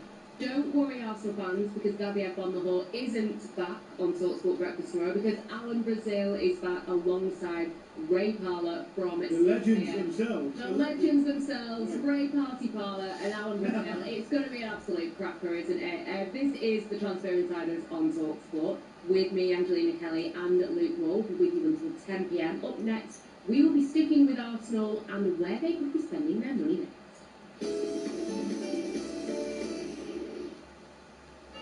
Welcome to the Money Supermarket Training Academy, where we put our new recruits through their paces, training them to be their very best at saving the nation money, turning them into deal-finding hotshots, and teaching them how to come up with fantastic rewards for our customers.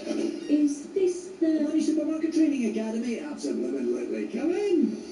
Money Supermarket, where better off begins? Download the app today. Rewards include prepaid MasterCard, qualifying purchase with logged-in account, 18 plus UK only. See site for T's and C's. The big heart's just got bacon. More smokiness, more crispiness, more deliciousness. With juicy beef, cheddar cheese and a big arch sauce. Now topped with crispy bacon. The big arch just got bacon. So 28th of September 2026, sale from 11 AM, subject to availability. So whoever finds this letter, my car broke down. There is nothing nearby. And I've already eaten my meal deal sandwich.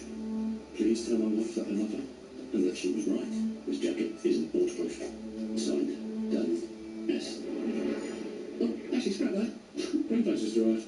Blimey, less than an hour. Local rescue, nationwide. Nothing beats near. Greenfield. On average, we get to breakdowns in under an hour based on app and phone callouts combined. See greenflag.uk/data. Sensational summer savings have arrived at Berry. Save up to 40% on fashion and accessories, including designer sunglasses from Ray-Ban, Coach and Tom Ford. Perfect for sun-soaked summer escapes. Plus, save up to 40% on Birkenstock sandals. And when you spend £75 or more, you'll get free home delivery. Plus more time to pay with Berry Pay. Shop Berry today.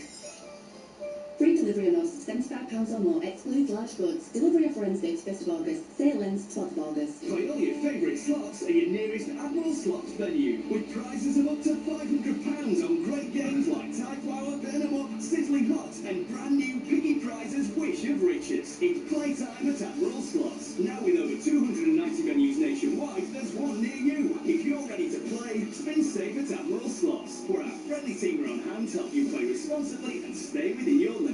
Find your local venue at admiralslots.co.uk. Over 18s only. Please gamble responsibly. There are many reasons to listen to talkSPORT's Weekend Sports Breakfast. But here are 5 for a start. 1. Get ahead of all the big games. 2. Keep up with the latest sports news. 3. Have your say on the issues of the day. 4. Get top-class pundit analysis. 5. Get stuck into the UK's hottest rate and slate topical debate. It is game on! The top 5 of everything football. Sunday morning from 6 on talkSPORT with a VW transporter from VW Commercial Vehicles. Working with you. The Sports Bar, tonight from 10 on talkSPORT. It's the nation's favourite sports speakeasy. A fat lady, give me a break, is clearing her throat. Flat out me on the radio, have you told me that? It's going on super straight to late night football. Time to see it and take his stick. The Sports Bar, tonight from 10. talkSPORT, he's going back there.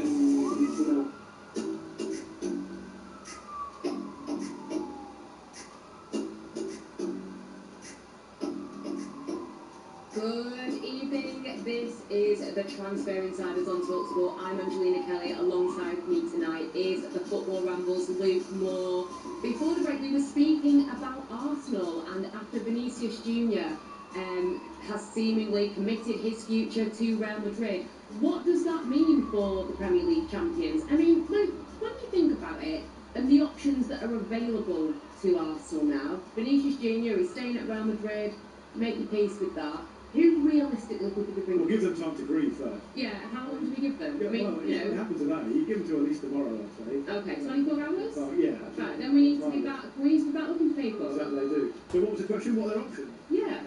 Well, I mean, Ben Jacobs talked about Barcelona. Barcelona is obviously available. Yeah. The fee is massive, but Arsenal have got money. If Barcelona prefers Liverpool, then I guess there's not really an awful lot you can do about that. I wouldn't be surprised if they don't end up in some capacity maybe trying to get hold of Rashford.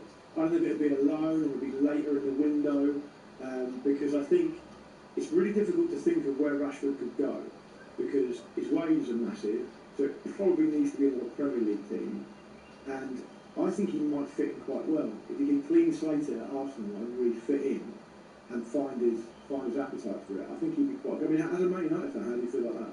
You know what, it's really tricky with the Marcus Rashford situation, because I think Manchester United fans can forgive and forget and move on, and some people feel that perhaps he didn't give Manchester United his all at times. However, for me, I don't see how it works. I mean, if he stays at Manchester United, he's a Manchester United player, Michael Carrick should be playing him, and maybe help to raise the stock a little bit, and in January he can get a move elsewhere. But I think long term, I just don't see how it's going to work, because he clearly wasn't happy at the club. And I think also with my England hat on, I would like him to be somewhere where I think he's got the guaranteed game time. You've got Cunha on the left, and I think that United are probably going to stick with him over Rashford starting. People are really excited about Patrick Dorgu on the left wing, so I don't know. You know something, Angela? When I was on the show last week, I talked about Rashford perhaps may have to just go back and be a Man United player, and lots of people got in touch on the text, on the phone line, saying that he needs to apologise to that Man United.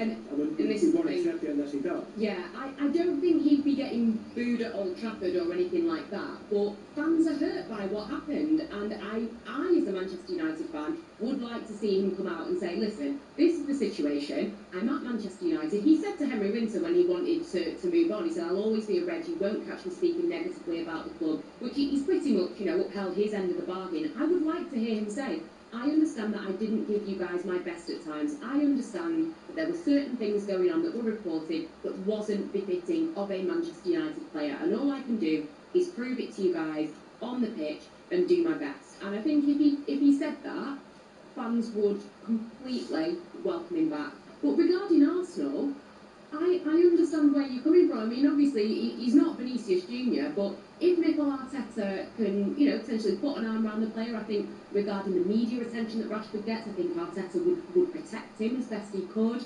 Being around some of the players that he's been with England at the World Cup with, etc.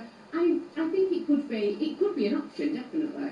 Because he did play well at Barcelona when he played. Yeah, no, he did okay in fits with Villa as well.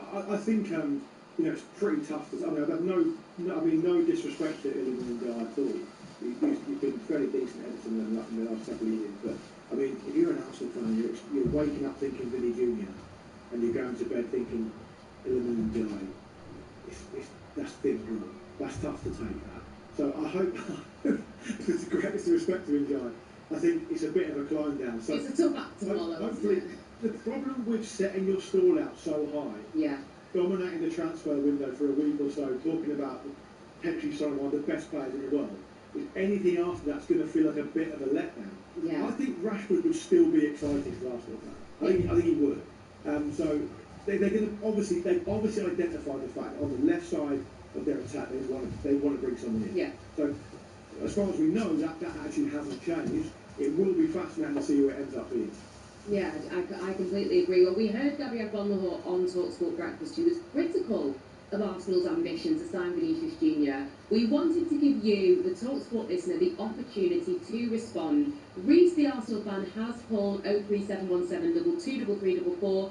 What would you like to say, Reece?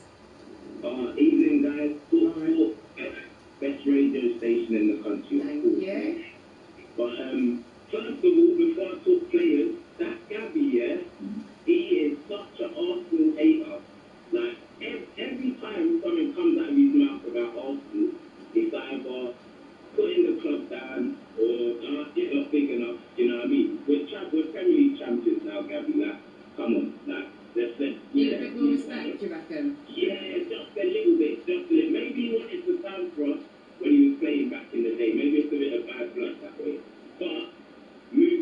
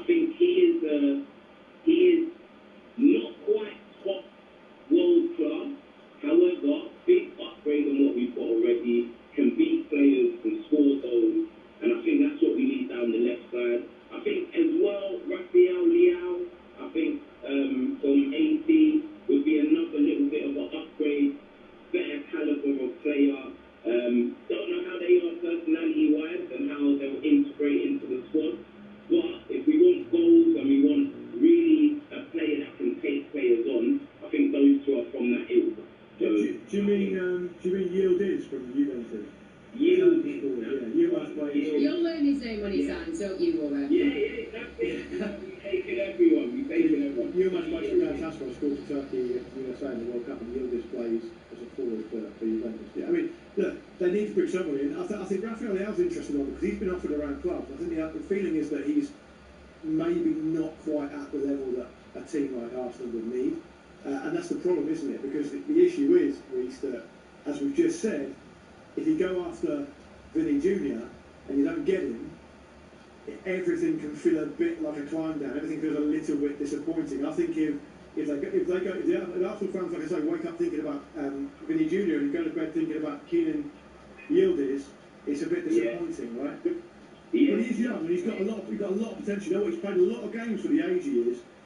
So yeah, I mean. And he's been impactful for Juventus, and he's got a lot of cash for Turkey as well. So look, who knows? Maybe he'll be available, maybe he'll be a hit. I've not heard that they're looking at him, but I mean it's an interesting shout. Yeah, thanks, guys. No worries. Thank you so much, Reece. Keep your calls coming in on 03717 223344. Meanwhile, elsewhere tonight, the Carabao Cup first round is underway. It was a 7:45 kick-off at Ashton Gate, and watching for talkSPORT is Ian Abrahams. And we played 12 minutes, still Bristol City nil, Warsaw nil, but Bristol City are showing already that they're going to be an exciting team to watch this season. Could have scored inside the opening couple of minutes. Good run by Cam Pring down the left-hand side, setting up Max Bird, but the goalkeeper for Warsaw managed to just about keep it out. We've got a free kick now, which Sam Greenwood is over for Bristol City. Warsaw have had a couple of chances on the break, always encouraging his manager, Michael Skubala, for Bristol City. We'll just see if this free kick is 1, 2, 3, 4, 5 in the Warsaw wall, and a couple of Bristol City players hanging about as well. It's 25 yards out, left to centre. It's hit straight into the wall. Wouldn't you just believe that one? And the follow-up goes out for a throw. Bristol City nil, Warsaw nil, 12 on the clock. Thank you very much, Ian. This is the Transfer Insiders on talkSPORT. Angelina Kelly and Luke Moore with you until 10 p.m. Up next, we will be discussing my team, Manchester United, and if they've done a good enough job in the transfer window. Keep your calls coming in too on 03717 223344. They are the prodigies of the pitch, the kings and queens of the courts, and the titans of turf and track. But who was the real deal? Every Tuesday morning from 10, join Jim White and Simon Jordan as they nominate the sporting star who's proved to be the real deal of the week. Don't miss The Real Deal with White and Jordan every Tuesday morning from 10 on talkSPORT with Selco Builders Warehouse. For the latest special offers, pick up this month's Real Deals in branch or view online at selcobw.com. The Scottish Premiership is up and running, and this weekend Kilmarnock hosts Celtic at Rugby Park. And as usual, talkSPORT play the glorious sizzling Sunday broadcast super boost for you. Kilmarnock versus Celtic, both teams to score. Current price 8 to 13. Broadcast super boosted price evens. For this and more red hot odds and offers, visit talksportbet.com. talkSPORT Bet, blazing broadcaster. Bring it on, bookie. Offer available from 7 p.m. this Saturday. Terms and conditions apply. 18 plus. Gambleway.org. Alright, can I get 1 round sauce, 2 green barbecue, and I don't mind getting a McDonald's sweet curry, gorgeous. Okay, 1 ranch, 1 hot toddy, 1 sweet curry. Final order. Oh, and some chicken selects. Really? I'll eat for the sauce, aren't I? Sale from 11 a.m. Dip sold separately. New dips available until 24th of August. Choose 2 dips with 5 chicken selects. Subject to availability. At AJ Bell, we believe investing is for everyone, even people who know nothing about investing. Like Keith, who thought dividends were a boy band. Jessica, who thought compound interest was a prison dating app. And Sue thought FTSE 100 was a bit of under-the-table fun, which surprised her accountant. If we can make investing feel good for them, it's no wonder which have recommended us 8 years running. AJ Bell, feel good investing. The value of your investments will go up or down. When you're growing a small business, whether you've built a team of 20 or you're a one-man band, you need someone who understands the ins and outs. With an HSBC small business banking account, you'll have access to our business specialists, in person and virtually, as well as no monthly account fee, because whatever your small business looks like, we're proud to support you. Search HSBC Small Business Banking Account to get started. Subject to eligibility, credit checks and TCCs. Visit business.hsbc.co.uk for details. Reinforcements, long definition, extra troops or supplies deployed to strengthen an existing force. Football full definition. Bringing 3 world-class players off the bench at 60 minutes. You're already speaking our language.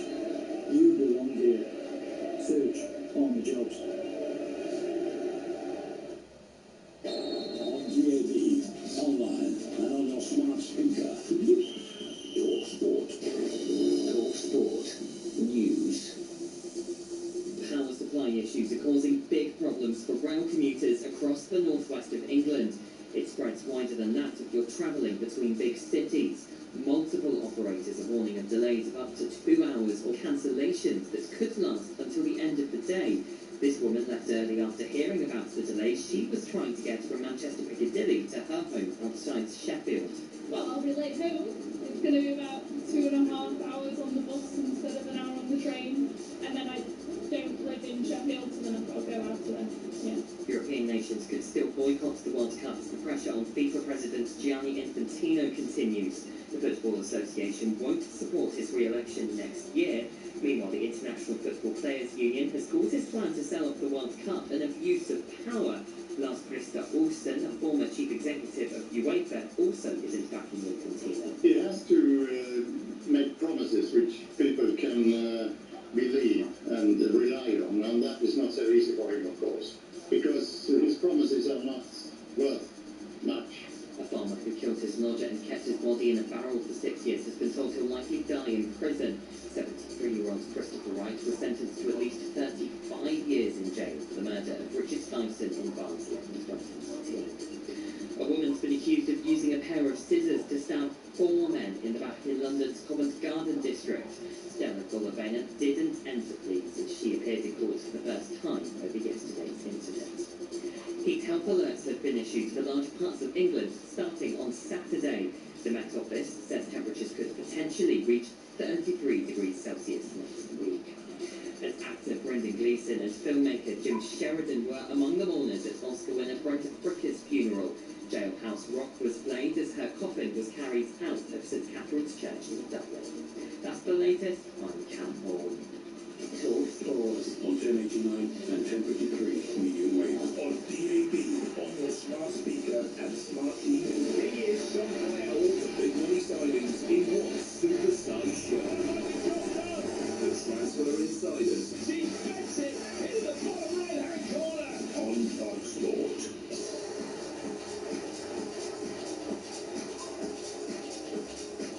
Good evening, this is the Transfer Insiders on talkSPORT. I am Angelina Kelly, and alongside me tonight is the legend, the football rambles Luke Moore. Now, your transfer headlines tonight: Vinicius Jr. has committed his future to Real Madrid. He's agreed a new contract until 2032. Sorry, Arsenal fans. England goalkeeper James Trafford has completed his move to Leeds United from Manchester City for £40 million, and talkSPORT understands Barcelona are leading the race to sign Manchester City's Rodri. We've just been talking about Vinicius Jr. and why he chose to stay at Real Madrid instead of Arsenal. Stan, the Burnley fan, has messaged us on 81089. Surely the reason why European big superstars don't join Premier League clubs is that it's a bloody hard slog, week in, week out, and for longer. Thoughts? Do you think that's the reason? It's what, I don't know, but it's really intense to play in the Premier League, right? Yeah, The standard is high and the pace is fast, and there's a lot of games, and there's no proper winter break either. Maybe that is part of it. Maybe that's part of it. I don't know, but I think it's a weird anomaly that you don't really see big players at the very top of their game coming from other European clubs to Premier League clubs. Yeah, I completely Because agree. Premier League clubs can pay, right? They can pay, so it's nothing to do with the money. Yeah, no, I completely agree. I mean, speaking about teams, the producers just put this in the script, who thinks it's really funny. Speaking about teams who can't attract big players, let's get stuck into Manchester United now, their transfer business. Ha ha ha, my club. Well, they're laughing on the other side of your face because they just won their friendly against Rosenborg 5-0. So there you go, have that. Rosenborg, big team as well. Massive team. One of United, it's going to go down in the history books, isn't it? The fact that Joshua Zirkzee scored, that's definitely going down in the history books. To be fair, Rosenborg the team that cost Chelsea Jose Mourinho's job the first time round. Yeah. There you go. Well, there we go. See what I mean? Big team, big moment. As Mourinho would say himself, that is there as football heritage. Big team, I'm telling you. Yeah. Now, there was a lot of talk before the summer that Manchester United were going to be going all out. They were going to be really competitive financially. I was talking to our chief football correspondent Alex Crook about this. He's a Man United fan. We were expecting this big shiny midfield signing, this marquee signing. We all stupidly got excited thinking it was going to be Elliot Anderson. It wasn't. They've only brought in Andre Santos and Yuri Tielemans so far. Obviously goalkeeper as well in Carl Darlow.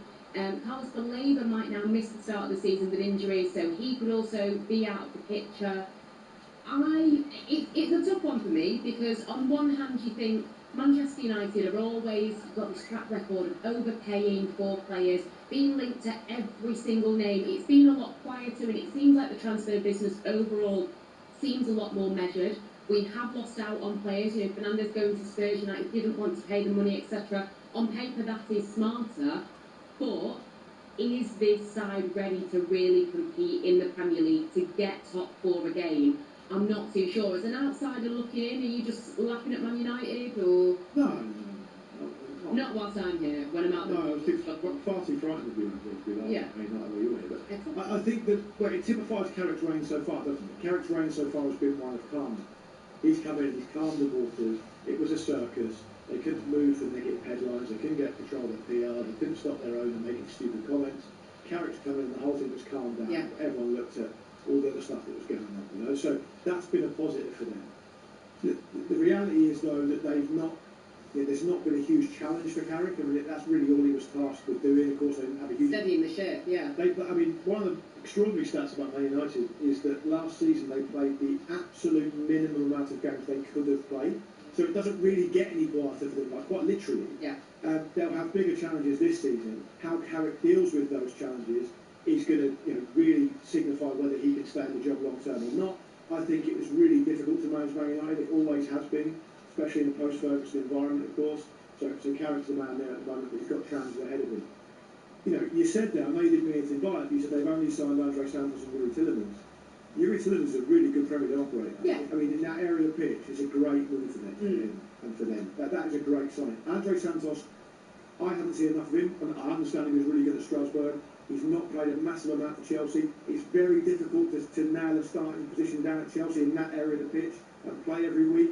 It feels a bit like a revolving door there, so we'll see. £50 million is a lot of money for a player that the majority of football fans weren't even going to pick out of a lineup. However, his age profile's good. He's clearly got a lot of improvement in him. They've seen a lot of potential there. He could be a hit for them. They've lost Casemiro, who's been a massive player in midfield for them, for probably arguably slightly different reasons. So look, there's still plenty of time to go as well. We're having these conversations now with whatever it is, 3.5 weeks left of the transfer window. So United may still make moves. At the moment, I would be grateful for what Carrick's done so far, because, like I say, he steadied that ship. But the challenges to come are going to be considerable. Yeah, and it's about being able to juggle the different competitions. You'd like to hope that there's not another Grimsby situation and that United will have a decent run in the domestic cups. This is the first time that they'll be playing in the Champions League with this league phase. You'd like to think that they can get through What that. do you want to see from them? Yeah. What would be a successful season for a Man United fan to see Man United do? Yeah, exactly. I'm tired. I'll be honest. But Just have a nice time. Yeah, just enjoy it, because that's what it was like when Carrick was in. My expectations were quite low, and I'll be honest, when Carrick came in, I thought, here we go, we've got another former player coming in. What is this going to be like? And the second that I started seeing the results, I zipped my mouth shut, because you were going into weekends without anxiety. It was like, oh, looking forward to this game. You know what? I think we could actually win this game, and it was enjoyable, and you could feel it in the stadium with the fans, etc. He really did galvanise everybody. In my opinion, it needs to be top 6. I think that this season is going to be really interesting. It's got to be hard. That's got to be repeating the Champions League qualification, no? Has to be. I mean, yes. Because it's wide open, Angela. It's wide open. But this is the thing that also scares me, because it is wide open in the sense of it could be anybody's. We don't know what some of these new managers are going to be like, etc. But then that also does worry me.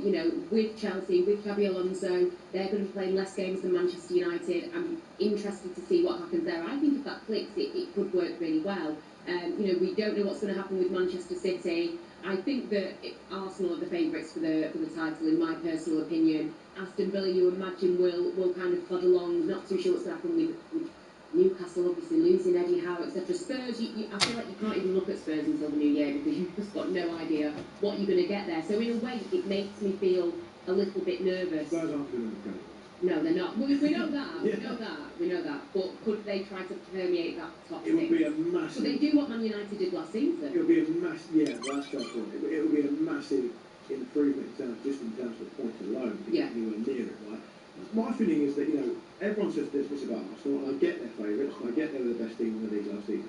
It's really, you look historically, it's really hard to defend the Premier League title. Yeah. Wenger never did it. No. So was it the 30th the last time that Arsenal managed to do it? Yes, it was. So if you look at the fact that City have got a new manager, Liverpool have got a new manager, Chelsea have got a new manager, there's question marks over all these other big clubs. Yeah. And if you throw into the mix that Arsenal will they might even decide that they want to go over the top of the Champions League. They might prioritise that. It's hard to defend it anyway. It's a good opportunity for a team that can really grab it. Right, so I suppose what you would say is, given they're challenging on all fronts this season, Man United do need to venture into that transfer market and strengthen if they are going to give themselves a chance. But I mean, they're going to have Tielemans is there. That's a really big improvement in that area of the pitch. Who knows what Andrew Santos can do? It's a kind of similar position, but obviously further back. But Mainu's going to come back in and feel like a new player. Yeah. We've talked about Rashford. That could be a positive situation as well. We don't know that yet, but it could be. One or two more bodies in there, you never know. Yeah, well, let's go to the phone lines because Liam, the Manchester United fan, has called 03717 223344. We know Marcus Rashford might be part of this Manchester United team this season. Liam, how much do you think he can contribute? Yeah, evening guys. I really don't think he can contribute much at all. I mean, I look at the managers that have said no to Rashford since, Ruben Amorim was never a fan. Whatever you think of the job Amorim done is one thing, but Hansi Flick's now seen him at Barcelona. He didn't feel the need to want him. They felt the need to give him back and go and get Gordon from Newcastle for, was it 70 million? Rashford was there and available for 30, and they see him for the whole of last season. If they think he can improve Barcelona's squad, they would have got him. He's been readily available. People can come and buy him if they want him. His wage is a big issue. I mean, I've heard people saying, can he improve Man United? I'm not sure if it's a question of whether he can improve Man United. It's a case of, do they want to pay all that money for him? Hansi Flick doesn't want him. Ruben Amorim never wanted him. Emery see enough of him. England struggled in the World Cup with wingers. They come under criticism, the wingers. He didn't make the start 11 there for Thomas Tuchel. These are all respected managers that don't want him. Yeah, he did make a in the Croatia game, to be fair, though. Yeah. But what should Manchester United do then? If he is still on the books, should Michael Carrick not be trying to get the best out of him? If he's there, he's going to be there till January? Or should you do what Ruben Amorim did and just keep him out of the picture? Because it's a tough one, because he is technically there, and we do know that on his day he can be a good player. Should Carrick not be trying to use him? I don't think he'll have much choice but to use him. The issue is he's not always been the model professional. He's had his brushes with he's not a model professional. Do you want an apology then? Do you think an apology would help, or does it not matter at this point? If he came out and said, you know what, I hold my hands up, I wasn't a model professional, I want to try and give my all to this club now that I'm back and do my best, does that carry any weight for you? Yeah, it does. Liam, what if Angelina was to apologise on behalf of Marcus Rashford? Yeah, what if I'm Marcus Rashford's representative and I know he's sorry, especially to you, Liam? Yeah, no, we're going to score goals. Okay. Like they're in the top four now. The next step is to try and bring players in that. Once you're in the top four, you're in the Champions League. You then start to need winning trophies. You then start to win the Premier League. Is Marcus Rashford going to win you a Premier League title? I'm not sure. I think it's fair comment, actually. I don't have a huge amount of issue with anything you said there. I think it's all fair comment. I do think, factor in the Champions League qualification, maybe the reason they couldn't get players they wanted before was because the Champions League wasn't around. But then there's different players in, I think also it sends a bit of a weird message to a player like Matthias Cunha, doesn't it, Liam? The fact that he's hit the ground running, he's done pretty well, double figures in terms of goals, plays in the same position.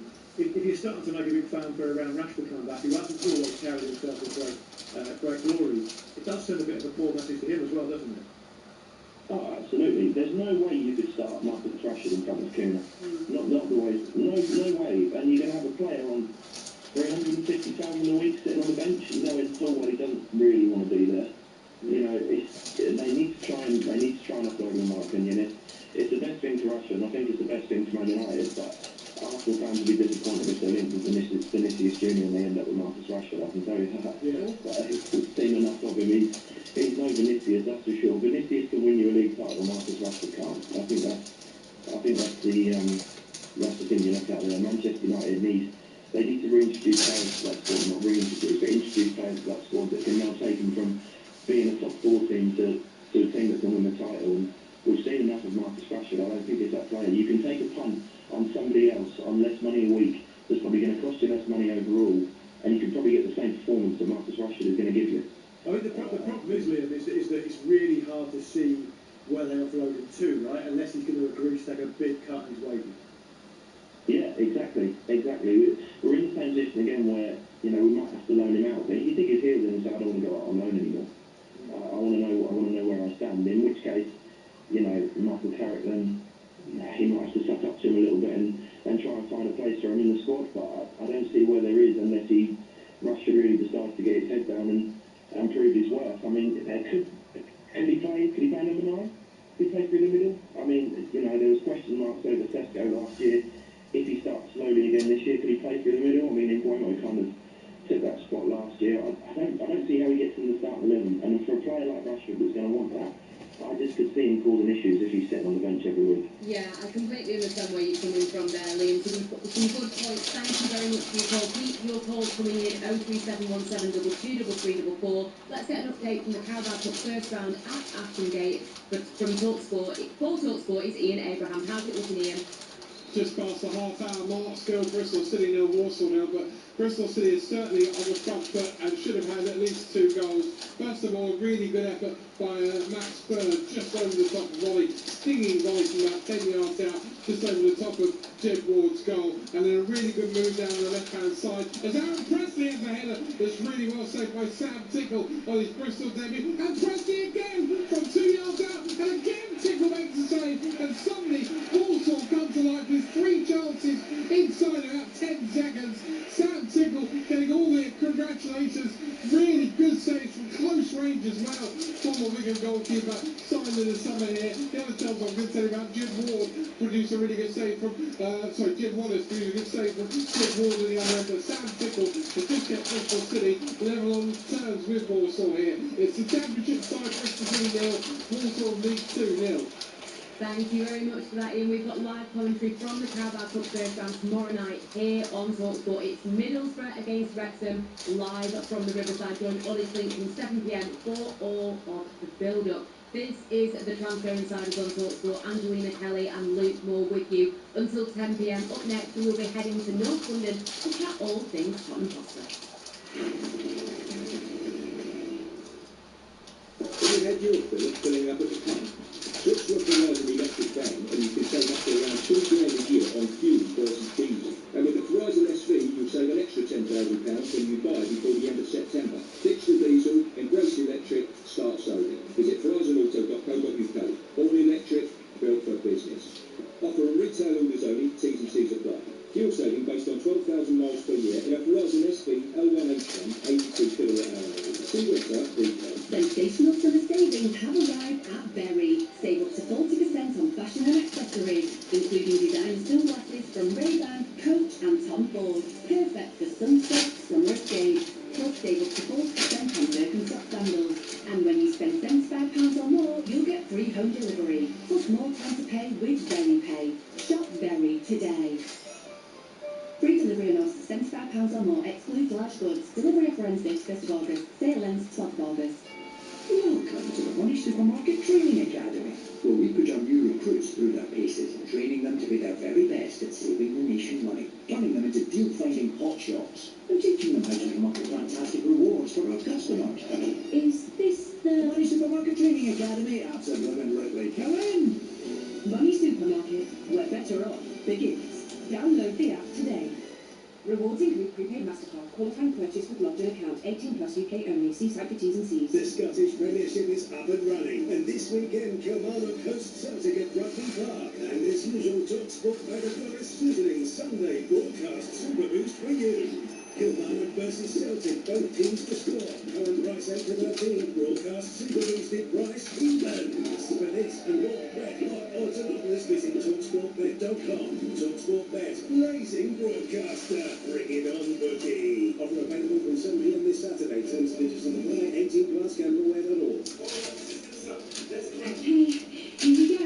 Oh, my knee's playing up again. Have you ever had it looked at? No, but I've been doing a few stretches. When my shoulder went, Bendon Health got me expert help. Showed me exactly where I was going wrong.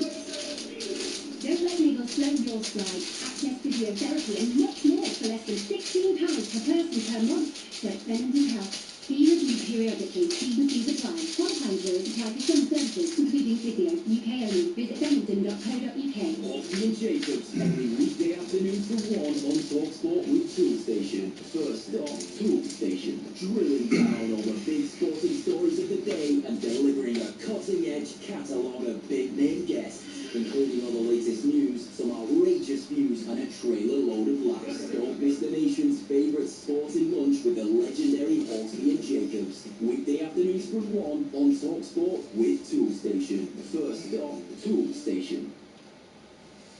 The League Cup first round on talkSPORT and talkSPORT 2. Friday night from 8, Wrexham versus Middlesbrough on talkSPORT. Build up and banter from 7, kick off 8 o'clock. Limber up with a weekend of live League Cup football on talkSPORT and talkSPORT 2. Good evening, this is the Transfer Insiders on talkSPORT. I am Angelina Kelly. Alongside me tonight is broadcaster Luke Moore. Matt the Arsenal fan has messaged in on 81089. Nobody has mentioned Nico Williams for Arsenal. He would be a great shout. Be a great shout, Luke? Good player, plays off the left, of course. Yes. Striking forward play, signed a big deal out of Atletico Bilbao, but doesn't have a clause. Maybe we should ask Andy Brassel about it later in the show because he's coming on. You know what? I like you thinking. Yeah, definitely. And he gave his medal to his mum immediately, which I like. That's very nice. Good lad, good lad. He grabbed it back off her though in the camera as well. Yeah, but Give me that back. don't ruin the illusion. He gave it to his mum, that's all you said. Anyway, keep your calls coming in on Manchester United as well, 03717 223344. But let's talk Spurs, because talkSPORT understands that Mickey van der Ven is close to agreeing a new deal at Tottenham Hotspur. So let's speak to George Sessions, Spurs correspondent for the Press Association. Good evening, George. Mickey van der Ven looks set to stay at Spurs and sign a new contract. How has this come about? Well, Roberto De Zerbi is the reason. You know, I think you asked the polled Spurs fans probably in February, March time before Roberto came in. I think most would have said Mickey will go this summer, but he, was completely transformed by De Zerbi, and I think there's probably a point where either one of him or Christian Romero was going to go this summer, and maybe at that point it felt like it was going to be Mickey because he'd just been sent off against Crystal Palace. Spurs obviously in a dire situation, and his form had fallen off a cliff. But he really stepped up during those final 7 games. Was captain for a lot of it when Christian Romero got injured, and I think it makes a lot of sense now for him to kind of be the face of the new era essentially, and for Romero to be moved on and Mickey to sign this new deal. He's obviously got his Dutch partner as well, Jean-Paul van Hekker, next to him now as well. And Spurs haven't announced a captain yet. I certainly think Mickey will be in the conversation for that. And this new contract, tying down to a long-term deal, maybe being the captain or certainly vice captain, it will sort of pushes him in the right direction, I think. Absolutely, it's really important for them, isn't he? And you don't really want. If you're going to lose one centre back, that's careless. But losing 2 in the same window would be criminal, you'd suggest. I mean, one player that looks like he might be moving though is Jed Spence. Do you have any information on that, George? Yeah, Jed's a funny one. Obviously a brilliant World Cup. He was arguably England's 3rd best player, maybe 4th best player after Kane and Bellingham, you'd say. And that came after he'd been part of a team that finished 17th, and he was hardly pulling up trees for Spurs. Actually, I don't think he was one of their worst players, far from it, but really played in his favourite right back position and used a lot out position left back. The situation with him is that he's come off the back of this brilliant World Cup, and he knows that Pedro Porro is going to be Tottenham's first choice right back. De Zerbi loves him, and Spurs have signed Andy Robertson this summer to provide competition with Destiny Udogie at left back. So where is Jed Spence going to get his minutes? I think in an ideal world, Spurs probably keep him unless somebody comes in with a 35 million, 40 million offer.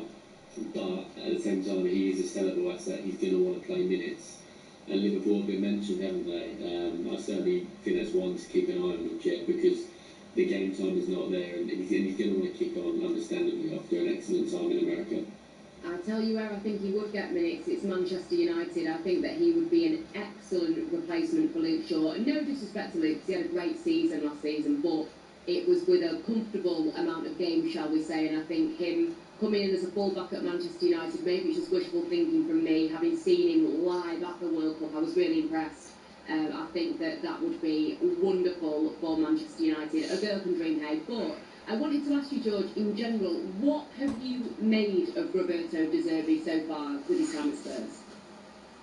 Yeah, I mean, he's a hero to Tottenham fans, and maybe that seems strong, but honestly, you know, everyone thought Spurs were going down. I know it kind of probably wasn't, you know, as doomsday maybe in the media and, you know, kind of with general fans, but I think any Tottenham fan that watched them, firstly under Thomas Frank and then under Igor Tudor, you know, the belief and the confidence that the sort of group of players they had to turn it around was completely gone. And even De Zerbi's first game at Sunderland was a bit of a nightmare.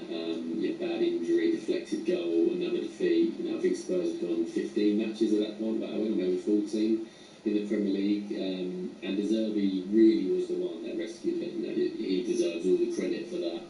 The players, you know, were nowhere near playing the level they are, and he got them back to a good level, and that was with huge injuries as well. So going into this summer, it always kind of made sense that he was going to get very big backing from the club. You know, he essentially just saved the club a 250 million black hole that was coming if they got relegated.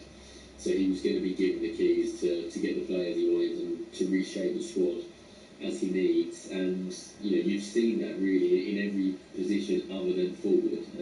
Obviously, you know, centre back wise, he got Van Hecke from Brighton. Somebody he's described as his son, and Sandro Tonali has come in. You know, he loves Fernandes as well, Fernandes. So there's lots of good players that come in. But what De Zerbi wants now, what Spurs need now, is the bomber in attack, as he kind of hinted at a couple of weeks back. Well, do we know who it's going to be? Have we got any ideas? Who the bomber is? I think Cody Gakpo feels that the one that De Zerbi really wants. I think it would have been Junior Krupi potentially. You know, Spurs were very much interested in him, and it felt like that once they sold a Romero or a Bergvall or Spence, for example, then they'd go with a big bid for Bournemouth, and it would be a case of testing Bournemouth's resolve, because Bournemouth have consistently said that he is not for sale, Alex Scott is not for sale, but if you put 85, 90 million in front of them, maybe they then break. He's now out, isn't he, until October, November time with a bad injury. So I think the next target is Cody Gakpo. Savinho is there as well, but he's been there a long time, and still Spurs don't seem certainly don't seem that close to closing that deal. So Cody Gakpo feels the more newer name on the block, and you know, it's not going to be an easy deal to do, because he's an experienced player, and Liverpool aren't going to let somebody go unless they've got an attacker coming in. So I sort of wonder if over the next week, 2 weeks, we see Liverpool really push for attacking signings, and then it opens the door to Cody Gakpo going to Tottenham. But as I say, it's going to take a lot of money. You know, probably looking at 70, 75 million. So there's another big deal that Spurs have got to do, and time is running out. Is Gakpo a bomber? I was going to ask you that. Stretching the terminology to its very limit there, George. I don't want to be harsh on a good pro, but I mean that's a big stretch, surely. Well, De Zerbi says, and you know, you have to take him at face value for this, that Tonali is a bomber and Fernandes is a bomber and Van Hecke is a bomber. It's like Oprah, you're a bomber, you're a bomber. I think, I get the point. Look, my take on it is that I think Spurs had a really good summer. I think they've also sold quite well. If you look at the terms of the deals they've engineered for players that have left the club, it kind of makes sense how they've done it. They've had no choice but to back De Zerbi, as you alluded to there, George, because essentially his leverage when it comes to taking the job was so strong that he could basically walk into town and do whatever he wanted. I mean, my question to you, I suppose, is to flip it on its head slightly for the conversation's sake. De Zerbi's known to be quite a combustible character. You know, all these eggs are in this basket. Is there any fear at all that it could go south? If it does go south, how will he react to it? How will the club respond to it? Because whenever I talk about Spurs having a positive summer, I feel like I have to caveat it to the listeners, to the viewers, because ultimately, with due respect, it is Spurs. Yeah, no, that's absolutely fair. And I think this is the big question with De Zerbi. The only kind of pushback I'd have is that when you look at where he's been of late, and Brighton and Marseille, for example, and where it's gone wrong, he's fallen out with the boards over signings, hasn't he? And that's something that he can't really complain about unless Spurs don't sign him over this next 4 weeks. But I think the feeling is that Spurs will sign at least one, but probably two attacking players. So he can't really complain. Everything he's asked for this summer he's essentially got, and then it is over to you. And look, I think Spurs are going to play one game a week next season, which is going to make a huge difference. It's almost like a cheat code, isn't it? You saw Man United last season and how poor they were for the first half of the season, and yet they get don't you worry, George. well, and you finish third. It sort of shows where anything's possible. Seasons go, they come full front when they had one game a week. It really does make a huge difference. So I think, certainly long term, how long is Zerbi going to be there? Nobody knows, and maybe this time next summer it's blowing up when he's not getting the players he wants. But I think probably for this season coming, it should be smooth sailing. Famous last words, obviously. Well, there you have it, George. Thank you so much for speaking to us. George Sessions, their Spurs correspondent for the Press Association. This is Transfer Insiders on talkSPORT. Angelina Kelly and Luke Moore with you up until 10 p.m. Up next, we will be taking more of your calls on 03717 223344. Want the latest football news first, fresh and expertly filtered for real fans? Don't miss the Early Sports Breakfast on talkSPORT, sponsored by Costa Express. We're ready to bring it on. Pundit analysis meets well-balanced mid-match debate in one quality breakfast blend. None of that second half performance was a surprise. Get on-the-ball football opinion on the go. The Early Sports Breakfast, tomorrow morning from 5 on talkSPORT, sponsored by Costa Express. Real beans, real milk, real signature taste. Beat the back-to-school rush with Berry this summer. Stock up on great value shirt bundles from £9, 2-pack of trousers from £14, and a polo 5-pack from only £11, as well as Kickers leather lace-up shoes at £58, and Dr. Martens for £70. Get school ready with Berry, and when you spend £75 or more, you'll get free home delivery, plus more time to pay with Berry Pay. Free delivery on orders of £75 or more, excludes large goods. Delivery offer ends 31st of August. Train toilet door didn't work. Lock didn't work. Everyone's seen me on the ball. Didn't work. Train toilet door didn't work.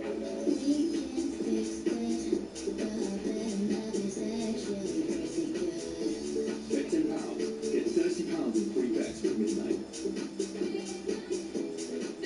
Search Midnight Sports or download the Midnight app today. New customers only. Restrictions and T's and C's apply. 18 plus. Never responsible. Gamble aware level. Honestly, I've been putting MTD off. First it was, I'll do it after this job. Then, after some graft. After sorting the back of the van. After fish fingers and peas.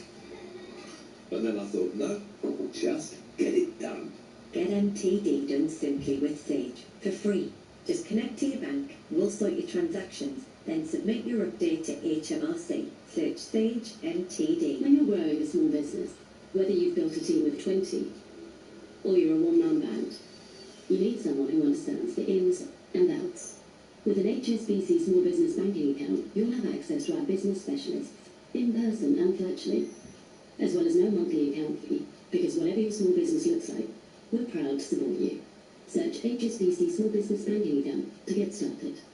Subject to eligibility, credit checks and T's and C's. Visit business.hsbc.co.uk for details. Magnum welcomes you to the premiere of its new collection.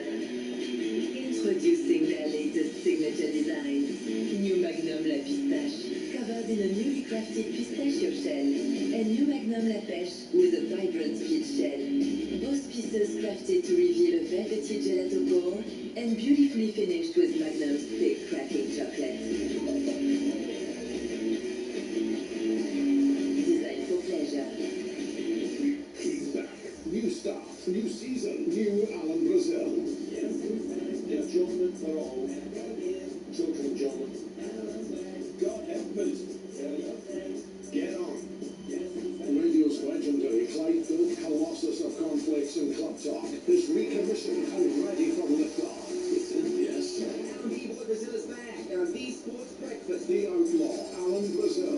Bigger, better, and bolder than ever. Tomorrow morning from 6. Only on talkSPORT. Shut up in your face. All the big boy signings in one super-sized show. The Transfer Insiders.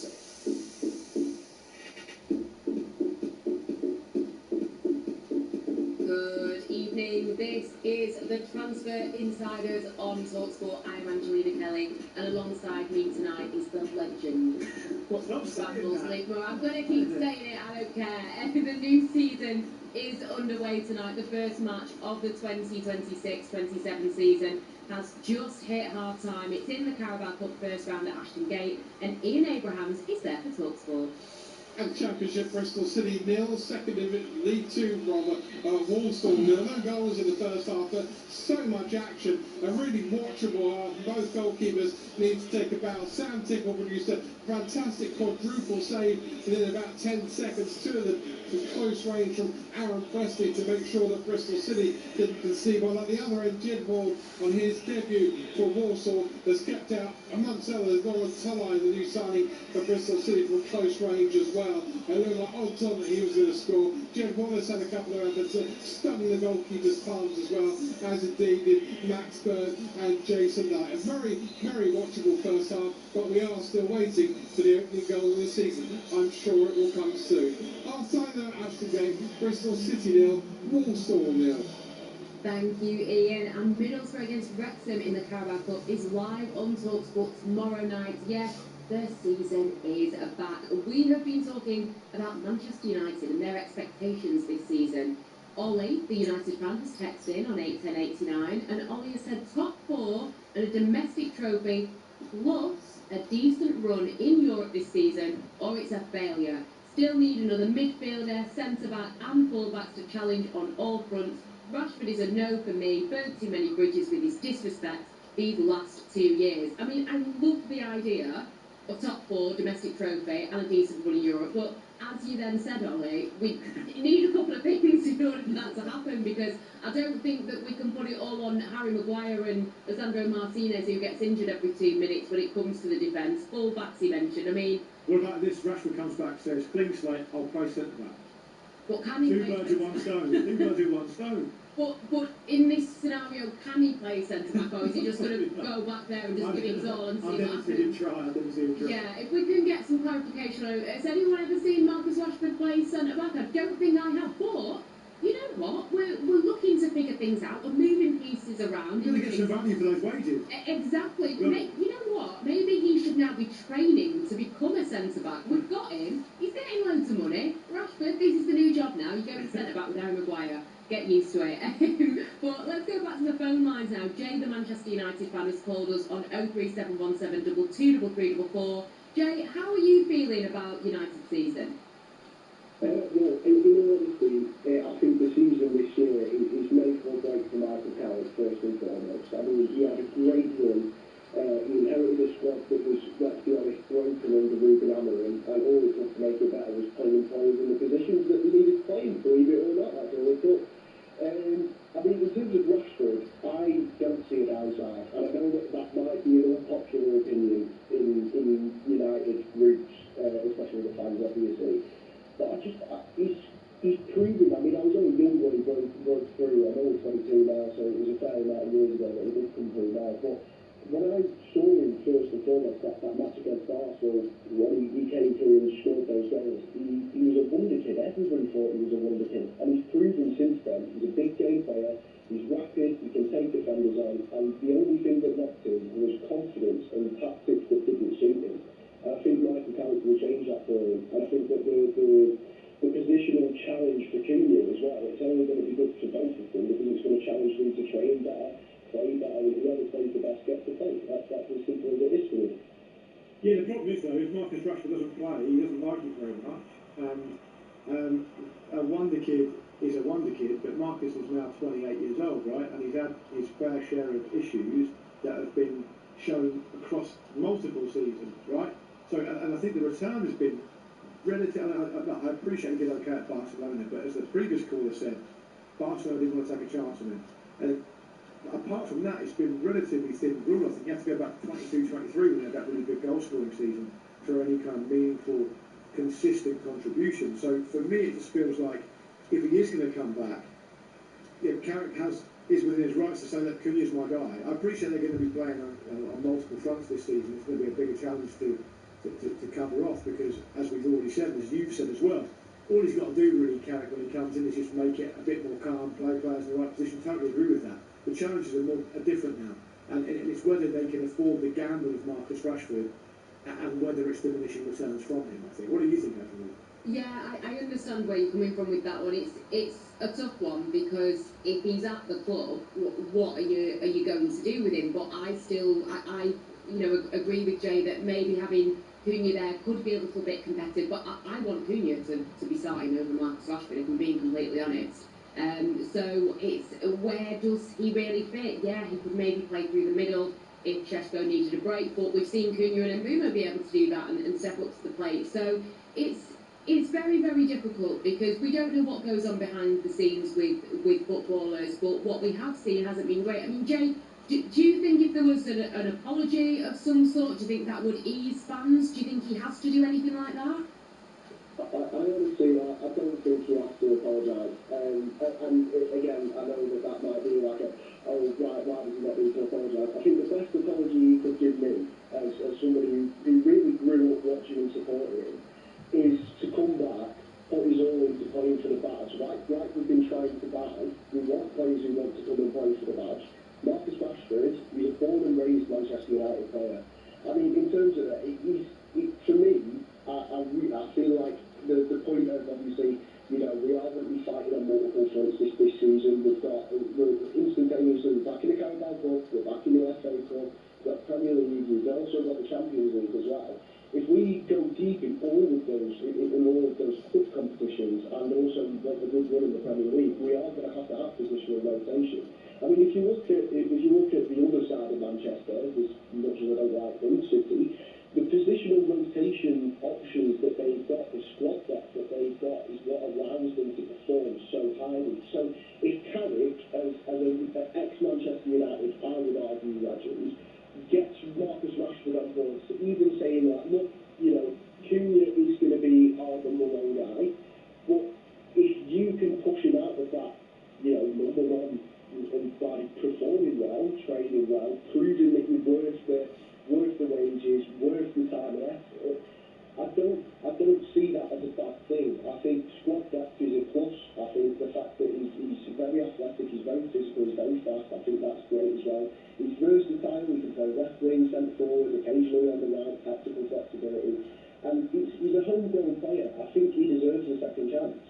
Well, there you go. He deserves a second chance. Thank you for your call, Jay. Let's speak to Mike, the Forest fan next. Mike, what would you like to say about Marcus Rashford? I think he'd been excellent. The way we played on the Forest. Yeah, absolutely. Gibbs White threading him in. I've got a bit of a Forest wish list, really. With Spence back. I know, I feel as ambitious, right? I think if Forest could bring Reinders in, who is obviously, the rumours don't come from nowhere, and the rest obviously doesn't fancy him. He would be an excellent place for Anderson. Get Rashford in the channels. Get Spence back because he was amazing for us when we got promoted. I appreciate we're not Champions League, but... No, I'm having Spence. Can I not have Spence at United? Can I trade you? Rashford, you have Rashford, I'll have Spence. Well, no, I want them all. Alright then, Mike. I'm drinking the juice of our chairman. I think with Europe took a lot out of us last year.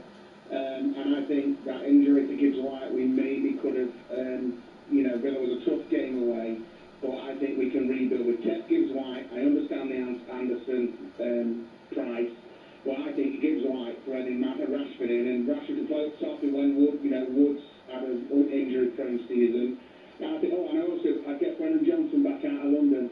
And I think those four, Forest would escalate. With Glasner, I think we'd be a real tasty operation. Not worrying about PSR, though. Is that Spreading that Elliot Anderson money very thin, because they were under a lot of pressure PSR-wise before they sold Elliot Anderson. I know, but it doesn't matter, does it? Because Chelsea can do it and get nothing. So I don't get the pride of how the Premier League treats different classes of clubs differently. But well, you really are drinking the Marinakis juice. You weren't lying. Well, exactly. But that's what we do now in Nottingham. We believe and we dream. And you know, I think look, Anderson is a loss. He's a brilliant player.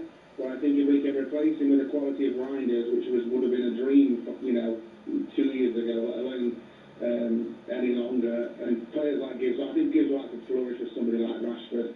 The problem is though, Mike, the problem is that it's very, very unrealistic to suggest that Forest are going to ever stretch to Marcus Rashford's wages. I mean, when we talk about Marcus Rashford in terms of where he goes next, we are essentially building in the idea that he's going to have to take a wage cut, because no other club is going to pay £325,000 a week for Marcus Rashford, who's got 2 years left in his deal at United, advanced to 2028, on astronomical wages. I mean, it's going to involve some kind of climb down financially on Marcus Rashford's part, right? There's a load, like the Villa. There's no way Villa paid him that when he was there. The Villa made a contribution, I think, but it wasn't a massive one. That's a fair point. But I don't know if Rashford wants to go out on loan again. I don't think Manchester United want him to go on. Right. I think he's a big house to put it on, but I think he's proven. He just won La Liga. Look at what he did in La Liga. He didn't go to the World Cup because a very experienced manager who let us down in different ways and when it mattered. But we won't talk about that today. He took him for a good reason. I think he'd be an elevator. I think players that Gibbs like a punch up again. I think everybody looking around, there'd be a buzz about that. And every time he comes to Forest, by the way, he's the player I'm scared of the most in a Man United shirt. He used to come. Well, there you go. Thank you so much, Mike. Great call there. Loving the wish list idea. If anyone else has got a wish list, let us know. Keep the calls coming in on 03717 223344. This is the Transfer Insiders on talkSPORT. Angelina Kelly and Luke Moore with you up until 10 p.m. Up next, we will be getting the latest on the transfer business in Spain with European football journalist and one of Luke's busy mates, Andy Brassel. Every day, NatWest customers are doing extraordinary things, like game-changing founder of Foudies, Helen Hardy. I was at women's footy matches every week, thousands of fans, but none of them had shirts with women's names on them. So I got a 200 quid heat press and I started printing them myself. 300 gut decisions later, Foudies sells women's football shirts all over the world. With NatWest, people like Helen are making extraordinary things happen. So whatever yours is, let's do this. At Sky Vegas, it all starts with a spin. From your free daily chance to win on the Sky Vegas prize machine, where you could land free spins or up to £1,000 in cash. Discover all our exclusive slots and all your favourite games. Download the Sky Vegas app and see where your next spin takes you. Opt-in required. Minigame must be played for bonus rounds feature. Prizes subject to individual T's and C's. Eligibility restrictions and T's and C's apply. 18 plus numberware.org. Do it for your wife, who told you to pick up bread, but instead you picked up Fred, your grandson, again. And now your daughter is calling because he missed football. That's the 4th time this month. He can wave his future career goodbye. If you don't do it for you, do it for your wife and little Freddie. Book a free test today at bootshearingcare.com and take advantage of our interest-free payment plans. Boots, with you for life. T's and C's apply. A red light becomes a moment to breathe. A coffee run, a kick of momentum. A wrong turn turns into an adventure, while a song becomes your soundtrack. From the driver's seat of an LBX, even the most ordinary of days can feel that little bit extra. The award-winning Lexus LBX self-charging hybrid. Find the extraordinary in the everyday. Virgin Media Sports Bundles. Yeah, they're for the fans. Including Sky Sports HD, F1, Netflix, Sky Atlantic, and ultra-fast broadband. That's stacks of football, tennis, and cricket, and plenty of racing too. all for great low prices. Yeah, low. Visit virginmedia.com. New customers only. Virgin Private Areas. Restrictions include checks apply. Netflix terms of use apply. Terms apply. talkSPORT Drive all this week from 4 with Giacomo. Get the latest sports news, get the top football names, get the goals going in, get all the big games, get phone-ins, get face-offs, get fury, get fun, get absolute loads of getting right stuff, get red hot takes, get sharp dressed fans, get it off your chest, get it in your van, get it on the go, get it on the pod, get it live at 4, and get the nod. Daily discussion, disruption and dissent on the show that just gets it. talkSPORT Drive all this week from 4 with Giacomo. Get the nod. talkSPORT Drive tomorrow afternoon from 4. Sport to the gallon. Sports stacked cool-to-cool location. Hot wheelings across the nation. In a fast lane of its own. One-wheeled dialogue delivered at the speed of sport. Here we come! Tomorrow afternoon from 4. talkSPORT Drive. This is the Transfer Insiders on talkSPORT. Angelina Kelly and Luke Moore with you up until 10 p.m. Well, there has been a goal at Ashton Gate. First one of the new season in the Carabao Cup for Ian Abrahams. Take a bow. Walsall, Bristol City 0, Walsall 1. Walsall of League 2 threatened in the first half and have scored 2 minutes into the second. Good move down the left-hand side. And Aaron Presty, who twice was denied by Sam Tickle in the first half. Tickle got his hands to the ball, diving away to his right-hand side, but inside the 6-yard box this time, Presty wasn't going to miss and found the back of the net. So Walsall, against the odds, probably, against the run of play, definitely have the lead here. 3 minutes into the second half, Walsall lead. Bristol City 0, Walsall 1. Oh, we are back. Thank you very much for that, Ian. Now, we've been talking about Rodri, we've been talking about Vinicius Jr., so let's just get stuck into all things when it comes to Spain and the transfer window. And I am very, very happy to say that Andy Brassel, European football journalist and host of the Trans Euro Express on talkSPORT, and one of Luke's best mates, as I said, joins us. Andy, good evening, how are you? Yeah, I'm pretty good. I'd say we're acquaintances. Yeah, colleagues. Acquaintances? Oh, I misspoke with Bezzy, mate. He doesn't say that on invoice, mate, I'm telling you that. Listen, you're both laughing about it, so I thought I'd overstepped there. Anyway, let's just brush past that, shall we? Rodri, talk to me about this, Andy Brassel. There's been a bit of a transfer tussle. talkSPORT understands that Barcelona have designs on hijacking Real Madrid's move for the player. I think it's gone beyond designs already, Angelina, because Real Madrid have made a bit of a mess of this, basically. Rodri has wanted to come to them for a long time. We're not just talking months. He's had a broad agreement with Real Madrid for a few months, it seems, but he's wanted to come there for a long time. And then eventually, Barcelona managed to get and because of that, Barcelona actually got one over someone on the transfer market, which is amazing because it's not something they often manage, but it's sort of lined up for them pretty well because not only can they help Real Madrid, but they've just got the news back, and it's been a bit of a fuss in Catalonia in recent days, that the knee injury to Frankie de Jong is worse than they thought.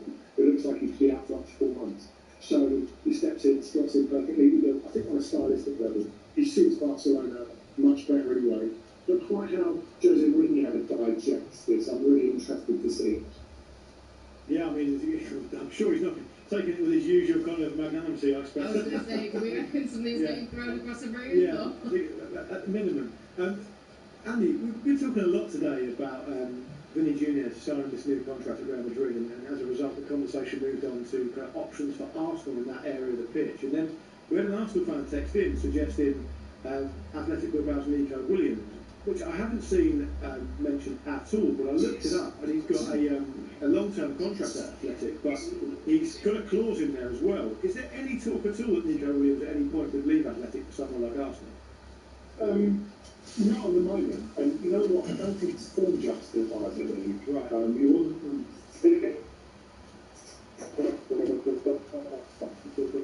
last season. He only played a cup. Look, I think the wages are a thing, really, because he's got something that makes him accessible and inaccessible at the same time, the Premier League club. In the Athletic got big long-term contract with a gettable release fee. This is around 60 million.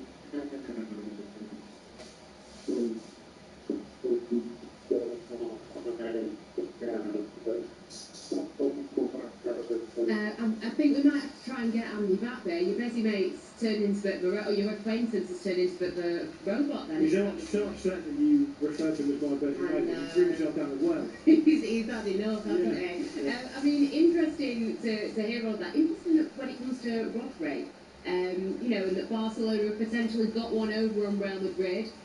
If Manchester City do sell Rodri, what does that mean for them going forward? Because when you look at their midfield without him, already a one-time Ballon d'Or winner, potentially could be two-time.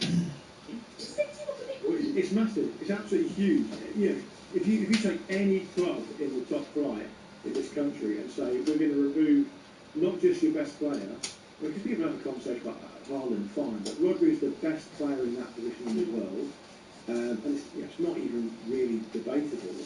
You remove that out of their midfield, it moves the dial massively, which is why, I mean, I was on a podcast with Jamie Carragher on Tuesday on the Ramble. He was saying, well, you know, why not? You can. Yeah, I'm not knocking it. Gabby O'Connell was going down from Rihanna.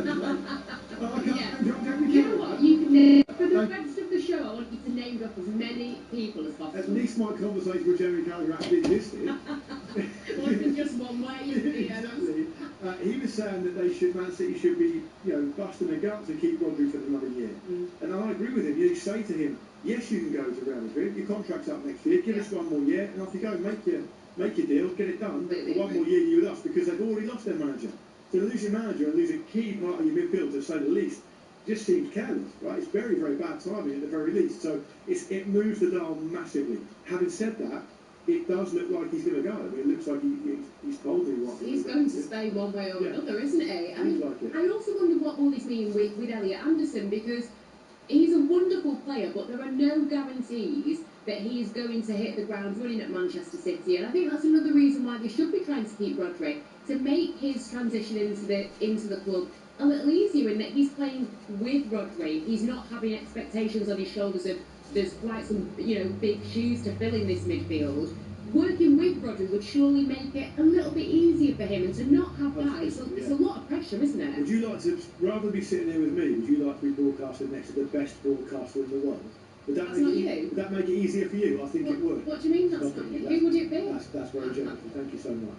You know what? I was nervous coming into this. I'll be honest, but I think I'm doing all right. I get your point. I think Elliot Anderson, though, I've heard it on the station over the last few days, and we were chatting about it earlier. I think Elliot Anderson's been done a little bit dirty by the country, did it? I think he's a way better player than people are giving him credit for. I think a lot of people are talking about the money. I get the transfer fees high. On statistics alone, Anderson is a sensational Premier League player. Listen to this, right? Most touches in the Premier League last season, won possession the most times, won the most duels, and drew the most fouls of any player in the Premier League. All four of those stats are Elliot Anderson. Wow. His numbers are insane. They're sensational. You know, and if you look at him just in terms of the eye test, look at him for England during the summer. Always wants the ball, never hides, all action. So much energy. I honestly think the sky's the limit for him. But yes, it will be beneficial to play alongside the best midfielder in the world. Of course it will. But I think he'll be fine. I honestly do. I think he'll be great. Yeah, well, fingers crossed he will be for the City fans, because it will be nervy if Rodri does go, as well as losing Silva and Stones, Guardiola, etc. But don't forget, Andy Brattle will be back on a better connection on Trans Euro Express this Sunday from 8 PM. This is the Transfer Insiders on talkSPORT. Angelina Kelly and Luke Moore with you until 10 PM. Up next, we'll be taking more of your calls. Keep them coming. 03717 22 33 44. Jim White and Simon Jordan on talkSPORT. Mid-morning radio that's up for the job. And hot under the collar with this concrete sports talk. Next I want to start rapid setting opinion. I still think there's a lot of questions that need to be asked. Oh, no, come on. Big names, all backed up. Jim and White, Jordan Morrison, Ian Rush. Jim White and Simon Jordan, delivered weekday mornings from 10 on talkSPORT by Selco Builders Warehouse. Check out this month's real deals at selcovitamine.com.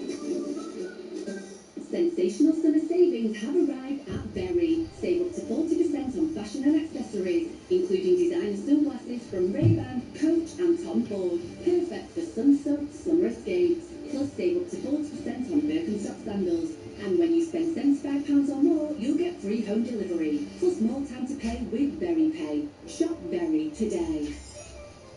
Free delivery on orders £75 or more. Excludes large goods. Delivery offer ends 1st of August. Sale ends 12th of August. This is your business. This is your business supercharged with the help of zero accounting software. This is managing cash flow. This is managing your cash flow with the help of zero accounting software. These are your customers paying you. These are your customers having more ways to pay you with the help of zero accounting software. This is your business supercharged with the help of zero, helping you store your cash flow by giving your customers more ways to pay, so now you can focus on making your business boom. Supercharge your business today with the help of zero. Reinforcements, army definition, extra troops or supplies deployed to strengthen an existing force. Football definition, bringing 3 world-class players off the bench at 60 minutes. You're already speaking our language. You belong here. Search Army Jobs. I'm Sean Dyche, and I've teamed up with Aqua to share a credit-building game plan. 1. Avoid giving away a penalty. Missing a payment can cost you, so stay on the ball, pay on time, and keep your finances in play. 2. Find a coach. When building credit, you're not playing alone. With Aqua, you can get the support you need to reach your goals. Search Aqua Card and get that better credit feeling. Representative 39.9% APR variable credit issued by New Day Limited, 18 or over, UK only, subject to status, terms apply. Mr. Q. Okay, next question. What do a reality TV romance, your ex, and Mr. Q withdrawals have in common? That's right. Nobody lasts long, if you know what I mean. Because 99% of Mr. Q withdrawals are instant. If yours isn't, you get a tenner. Haters for losing, not for waiting. Mr. Q, the casino you love to hate. Withdrawals processed within 60 seconds of request. £1 £10 credit per player per day. Paid next working day. Eligibility, exclusions and T's and C's apply. 18 plus. UK customers only. Please play responsibly. On 1089 and 1053 medium wave. On your mobile and on your smart speaker. talkSPORT. talkSPORT News. National Rail says an electrical supply failure is causing major disruption in Greater Manchester and the northwest of England. Some hour-long journeys are taking up to 3 hours. People in Leeds have struggled to travel across the country or even just Yorkshire. Chris Wright, Northwest Routes Director for Network Rail, says they've had a power interruption at the Rail Operating Centre in Manchester. That controls the signalling over quite a wide area across the northwest.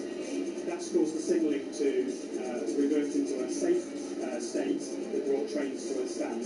And we've been working hard this afternoon to try and restore that signalling. Croatia's Football Federation is the latest to withdraw support for Gianni Infantino's re-election as FIFA president. It follows the English FA doing the same.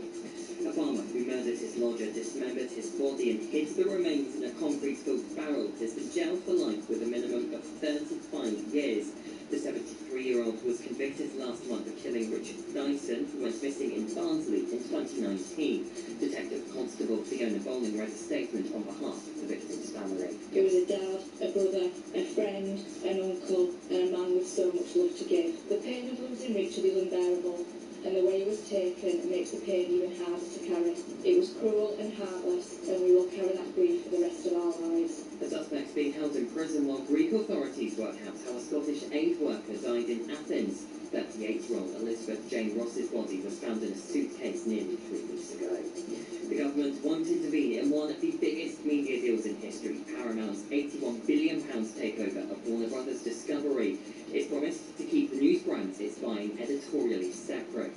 And Leeds have signed England's goalkeeper James Trafford in a deal worth up to £45 million. He rejoined his boys' club Manchester City last summer as the arrival of Gianluigi Donnarumma left him second choice. That's the latest on Hall. talkSPORT. On 1089 and 1053 medium wave. On DAB, on your smart speaker and smart TV. Hear all the latest transfer rumours and goal gossip. The Transfer Insiders. Something special always happens on talkSPORT.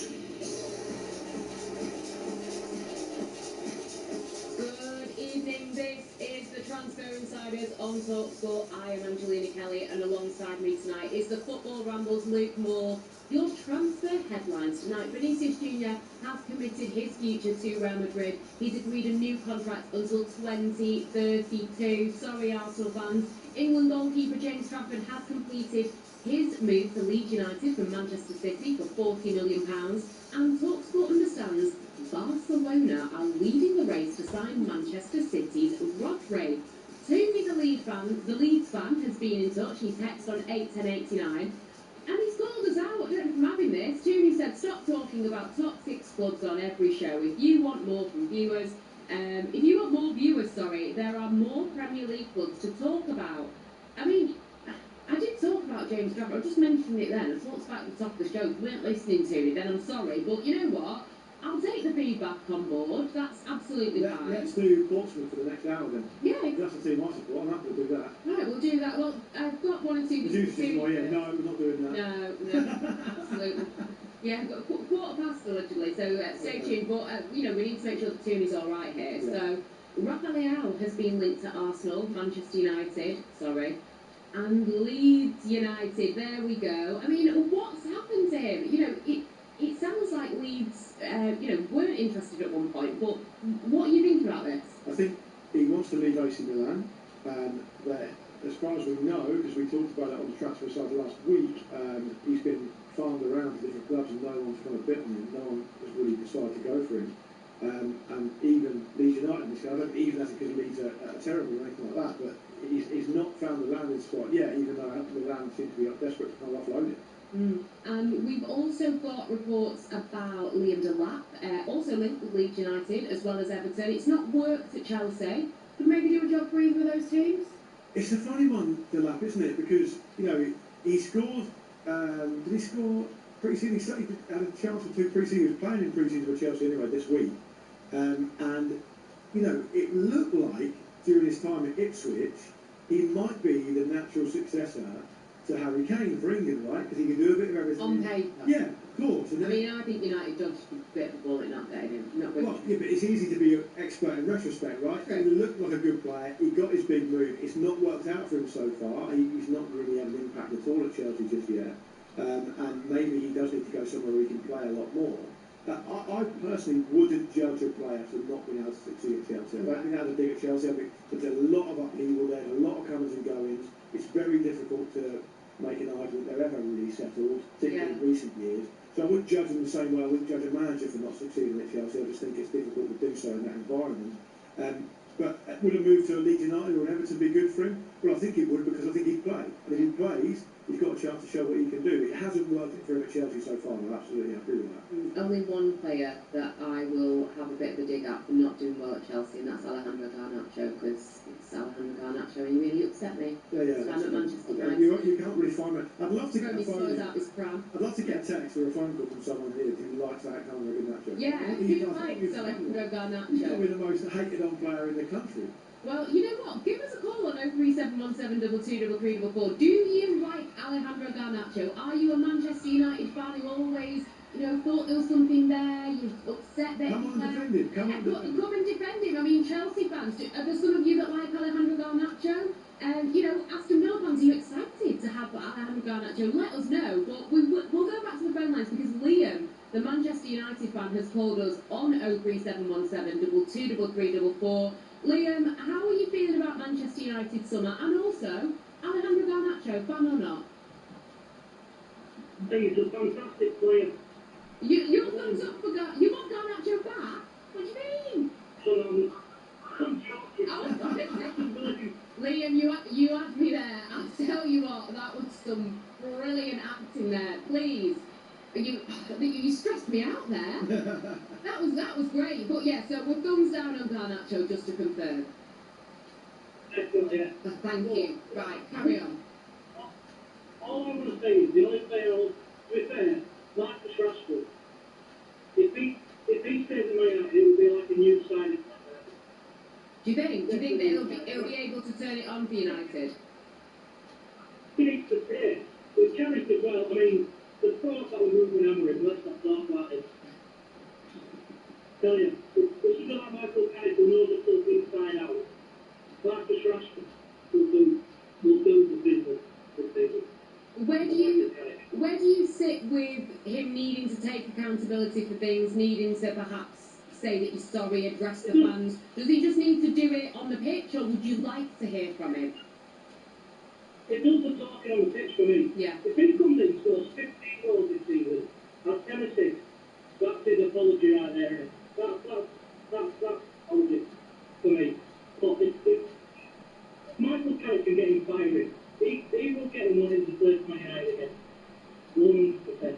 We've had such a, he's such a divisive character, isn't he, Rush? We've had so many calls from Man United fans saying like a range of different opinions. It's interesting. It really will be interesting to see how it sorts itself out ahead of the transfer window closing and Man United season starting. I mean, Liam, what do you make of Man United's transfer business so far, and how far away are you from being happy with what they've done? England is a great signing. Yeah, England is fantastic. He's good on the ball. He's good in tight spaces. He can shoot from distance. I mean, I think you saw last season against us. You know, with the 3-4 from distance, and he's a fantastic player. Andre Santos, I'm not too sure about. Only time, he's only doing that. Time will tell with it. But yeah, I think they need to strengthen in the full-backs for me. And I know what you say about Liam Delap, but I pick Liam Delap as well. You would, I think it'd be a very good player. Well, thank you so much for your call there, Liam. Keep your calls coming in 03717 223344. He mentioned fullbacks there. We've not really spoken about Lewis Hall because he's a name that's definitely on the Man United wish list.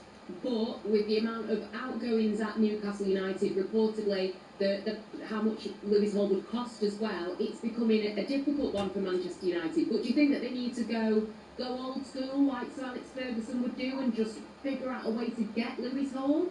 I mean, he's a fantastic player. He's really, really good. At his best, he's superb. I really rate him. I thought he was unlucky not to go to the World Cup. I agree. Got years ahead of him, of course, to maybe kind of right that wrong. But from Newcastle's point of view, I mean, they're bolting that exit door, surely. It's just disastrous. I mean, if you're a Newcastle fan listening to this, I can't believe we're talking about another one of our players leaving, you know. And I think he'd be a great sign for United. He fits in perfectly. They need him. But I feel bad linking him because Newcastle have had so much to deal with already in this transfer window. We come off the back and talking about Bruno Guimaraes gone, Sandro Tonali's gone, Anthony Gordon's gone, the manager's gone. Oh. I just feel like it's cruel at this point. Yeah, it is a little bit. But you know what? Sometimes we've got to be cruel on transfer insiders because, you know... Well, Newcastle have done it. It's their fault. Yeah, It happened. Exactly. Why were you feeling bad? It's not our fault. Absolutely not our fault. But anyway, let's get an update from the Carabao Cup first round. At Ashton Gate for talkSPORT, it's Ian Abrahams. How's it looking, Ian? A smidge over 20 minutes to go. Still Bristol City in the Championship 0, League 2, Walsall 1. That goal by Aaron Presley very early in this second half. Still the difference between the two sides. To be fair, Bristol City are pushing. They're trying really hard to get level. The best chance they've had, ball into the box. Wallace had a left back. Then Cam Pring from close range tried to force it over the line, but past the goalkeeper Wallace. But Conley was there, came on as a first half sub-league defender, and he was there to clear it off the Walsall line. Michael Scavallo was very relaxed in the first half and encouraging his team, not looking quite so relaxed now. His first competitive game in charge of the Robins, and they are currently losing. 20 to go, Bristol City 0, Walsall 1. Thank you, Ian, and don't forget we've got live commentary from the Carabao Cup first round tomorrow night here on talkSPORT. It's Middlesbrough against Wrexham, live from the Riverside. Join Ollie Clink at 7 p.m. for all the build-up. This is the Transfer Insiders on talkSPORT. Angelina Kelly and Luke Moore with you until 10 p.m. Up next, we'll be talking, Luke. We'll be talking about Portsmouth. Exciting. Can't wait. Also, keep your calls coming in on 03717 223344. Your call is important to us. You are currently number 25 in the queue. 25? Seriously? Sounds like Ojo time. Nice idea. Feel the fun with Play Ojo, the online casino with all the latest live casino and slot games. New players get 50 free spins on Big Bash Bonanza, plus instant payouts on winnings. Sorry about the wait. How can I help? You can help me celebrate. I won! First Boss only, most wins are instant. 18 plus gambler by T's and C's apply. It's full throttle acceleration generation. It's Team Sport Karting, the UK's #1 indoor karting experience. Make yourself a legend behind the wheel. Feel the thrill, battle it out, and be a champion for the day. There's a Team Sport near you. Save 10% when booking online. Use the code GET10 on the Team Sport website. Verification at team-sport.co.uk. We have come from the future to bring mankind a gift when you buy Unibond sealants. The next generation of sealant cartridges from Unibond has landed. And right now, when you buy Unibond silicone cartridge, you will discover a golden ticket inside worth £1,000. You're welcome, humans. Please also enjoy a 15-year guarantee. And for mold resistance, it's futile. Unibond's next generation of sealant cartridges available now at leading DIY retailers nationwide. T's and C's apply. Every day, Ulster Bank customers are doing extraordinary things, like Oatco Superfuel founder Laura Murphy. I didn't set out to start a business. I just wanted a natural energy snack that made me feel good. I started making oat energy balls in my kitchen, selling to local stores, and a year on I was on TV pitching to investors. Now Oatco's producing 100,000 energy balls every month. With Ulster Bank, people like Laura are making extraordinary things happen. So whatever yours is, let's do this. At Sky Vegas, it all starts with a spin. And when you join us, you'll get 50 of them for free. Plus an extra 200 spins when you deposit and spend £10. So you can spin the slots, play our jackpots, and bring our exclusive games to life. Download the Sky Vegas app and enjoy the welcome on us. New customers only. Opt-in required. £10 taken. Deposit requirement must be met within 30 days of opt-in. Eligibility restrictions and further T's and C's apply. 18+ gambleware.org. The weekend sports breakfast on talkSPORT with the VW Transporter from the Etihad to the Emirates, St James's to Stamford Bridge. Get an essential breakfast briefing that's fully loaded with unbeatable analysis, inside and out. It's the UK's fastest and most well-connected football distribution system. The weekend sports breakfast, Saturday and Sunday morning from 6 on talkSPORT with the VW Transporter from VW Commercial Vehicles, working with you. The League Cup first round on talkSPORT and talkSPORT 2. Saturday afternoon from 3, West Ham take on Portsmouth. Followed at 5:30 by Colchester versus Southampton, both live on talkSPORT 2. Get back in front! It's a fast-paced full day of League Cup football, live on talkSPORT and talkSPORT 2. This is the Transfer Insiders on talkSPORT. I am Angelina Kelly, and alongside me tonight is the Football Rambles, Luke Moore. Now, the new English football season has started. The EFL Cup first round has kicked off tonight and continues tomorrow. Middlesbrough host Wrexham live on talkSPORT. Wolves also host Port Vale. Then on Saturday there's a full programme at 3 o'clock, including West Ham United against Luke's team Portsmouth, live on talkSPORT 2, while on talkSPORT Adrian Durham is back. He's taking you around the grounds with all the goals as they go in. Luke, thoughts on the EFL Cup starting on a weekend rather than midweek first up? I find it very hard to generate a kind of passionate opinion about that, to be honest. I mean, Not that good. they've got to put it in somewhere. Yeah, it's a tight schedule. We've got to get everything done. Are you excited about Portsmouth facing West Ham live on talkSPORT 2? I mean, no, terrified. No? Yeah. Terrified? Well, it's probably the hardest game they could have got away at West Get Ham. out the way first. Yeah. I mean, Portsmouth, they've got challenges this season. West Ham, if you look at the players that West Ham can field in this game, yeah. You're looking at, Castellanos, who looks great, amazing he stayed, Jared Bowen, amazing he stayed. There's players that are not. It's scary. Yeah, it is. And Portsmouth have got a huge amount of injuries. They probably need maybe 4 or 5 more players to be happy with where they are. They've got to get Marco Milivanovic, who signed for them, seems to be quite a decent prospect, still young. Looks like a big, strong forward who could flourish in the Championship. He needs to hit the ground running. I don't know if he's going to be fit. It looks like they're sweating on his fitness. Colby Bishop may start up front. He's gone from being a massive scorer for Portsmouth League One in the promotion season through to having a decent goal scoring season for Portsmouth's first season back in the Championship. Last season, did nothing. It was like 3 or 4 goals in the league across 40 games or something. So they need to do something about that. Adrian Segacic, who's been good since he's come in, he needs to get a lot of pressure on his shoulders in that kind of forward, wide right forward position. And then Mousinho's done a fantastic job with a really low budget. I mean, Portsmouth's budget last season was the second lowest in the Championship, the lowest for Sheffield Wednesday, who were literally bankrupt. So for them to stay in the league is a great achievement. He's done a really good job. He's popular down there. The fans would like to see the balls back the manager more. I feel like we're in a position with Mousinho. It's his first proper job as a manager. He's done really well. He's young. He's exciting. If he does do well, the concern would be Portsmouth are going to lose him. So there's a lot to take in. It's a bit of a psychodrama with Portsmouth fans, really. Yeah, I can imagine it seems a little bit. It's like, you know you're a Man United fan? Yeah. And it's a psychodrama sport of Man United? Yeah. Imagine it, but with a team that no one cares about or knows about. So you're basically talking to yourself about it, because no one cares. See, in some ways, I guess you're under the radar. You're not mocked as much, because, you know, I do get a bit of bullying sometimes. Yeah, so is there less bullying in that sense? I believe so, yeah. Yeah, it's really tough for me, actually, to be completely honest. You've had your Alex Ferguson years, though, to keep you warm. Yeah, that's right. You've not had a Sir Alex Ferguson kind of figure, no? You've got Premier League years on Sky Sports, you'll be fine. That is very true. I do have that as a comfort blanket. I mean, looking at the Championship as a whole, who's best placed to go? I mean, I look, my local team to where I live is Millwall. Can they push again? What are you thinking?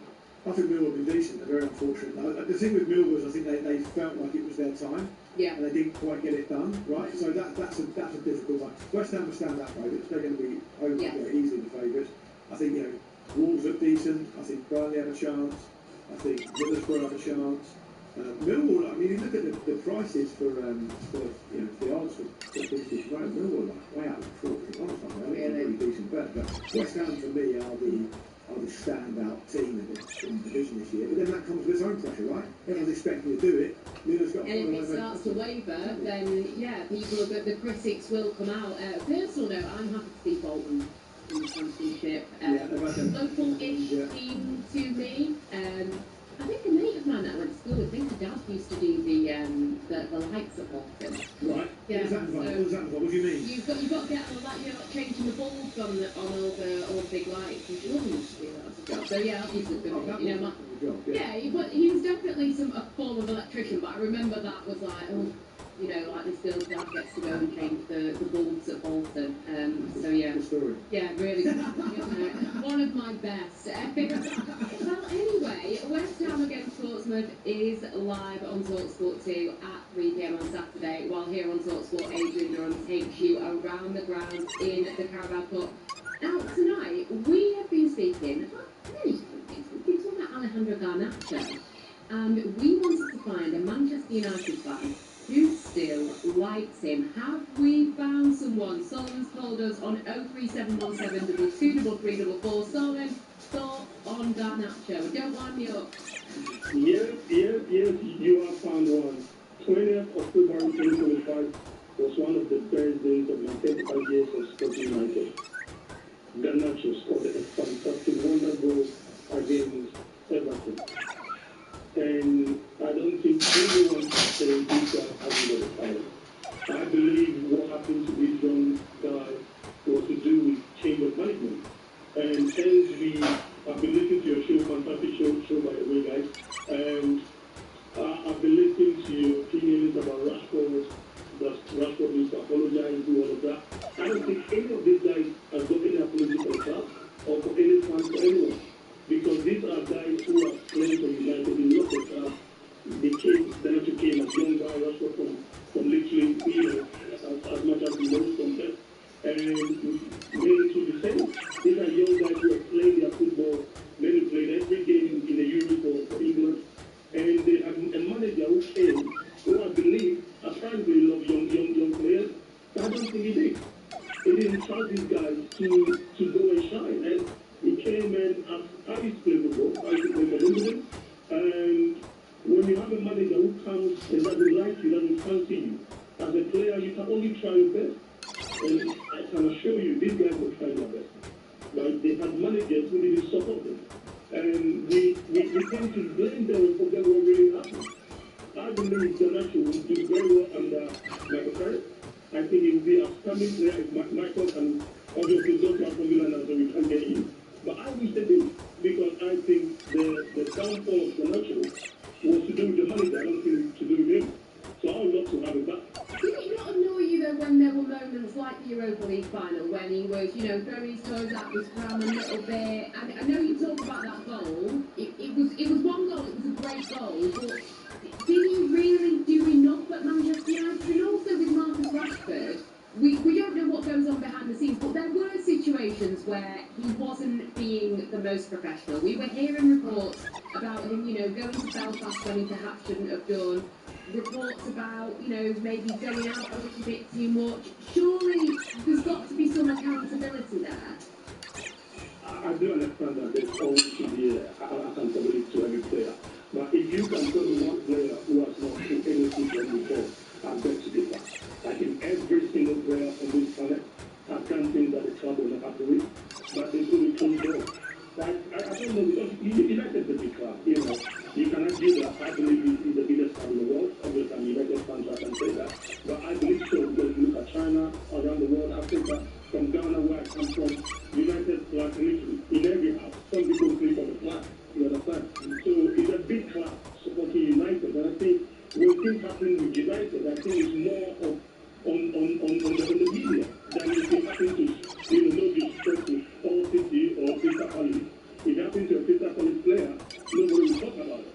But if it happened to a United player, it's on the air because it sells the newspapers, it sells the shows. So I think that is the case. And we hear a lot of people making mistakes. But I think when these guys make mistakes, and as a football, I've done mistakes before, sometimes you don't feel good, you feel sick. Maybe your mother wants you to play. Even though you got old, they still want you to play. So that day that Ganacho was not tracking back, none of us know what this guy was going through behind closed doors. It could be running, it might not even say, well, I need to play the game. So sometimes these players go through issues, and because they play for a big club, there's huge expectations on their shoulders. And then we expect them to come apologize or change. No, I don't believe so. I think there's a huge talent in Ganacho. It's Aston Villa, and I'm happy to go to Aston Villa, really, because everyone was saying Rashford is finished. Rashford went to Aston Villa, and he was one of the best players. He went to Barcelona, he was literally some about 10 goals. And 10 assists or 15 or whatever. You see, so these guys have so much talent in them if they have the right manager, right coaching. And I think Ganacho is got it. He just needs the right father around him, the sort of Alex Ferguson. And I think the Aston Villa coach has got that, and I support it goes well for him. But I think there's a lot in there for this guy. Chelsea, I think one of your guys said, Chelsea is going through a transition at the moment. So anyone that goes into Chelsea, you can't judge them on Chelsea right now. Chelsea is going through a huge young kids there. So as a player, you go into Chelsea, to be hard for you to function or for you to get.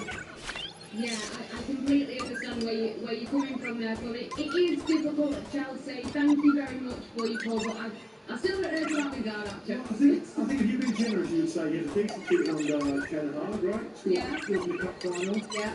7 or 8 goals in the league, and then he played under Amorim, but who's flourished under Amorim United, we know that. Goes to Chelsea, basket case up, we've talked about him all night as a revolver door, and he's still only 22, right? A lot of the reason people don't like him is because he bleaches his hair, he plays for Argentina, and he throws his hands around. He's got on his back, is it the Jones? Yeah, so people don't like that, I get it. He's a walking contradiction that he plays for Argentina and he's Ronaldo's biggest fan. Right, that's a bit of a contradiction there. Not a reason to obviously really dislike him. He's not like a bastard rocker, he's 22, I mean, there's a chance he would do something. He's got talent, for sure. Who knows? Unai Emery, he loves to try and take a Manchester United player, so maybe Garnacho is the next one. One of us text us on 81089. I'm a United fan, I rated Garnacho during his time with us. It's only when Amorim came in, Garnacho really dipped and Amorim wanted him out. I can't help but think with the right manager, Garnacho would flourish.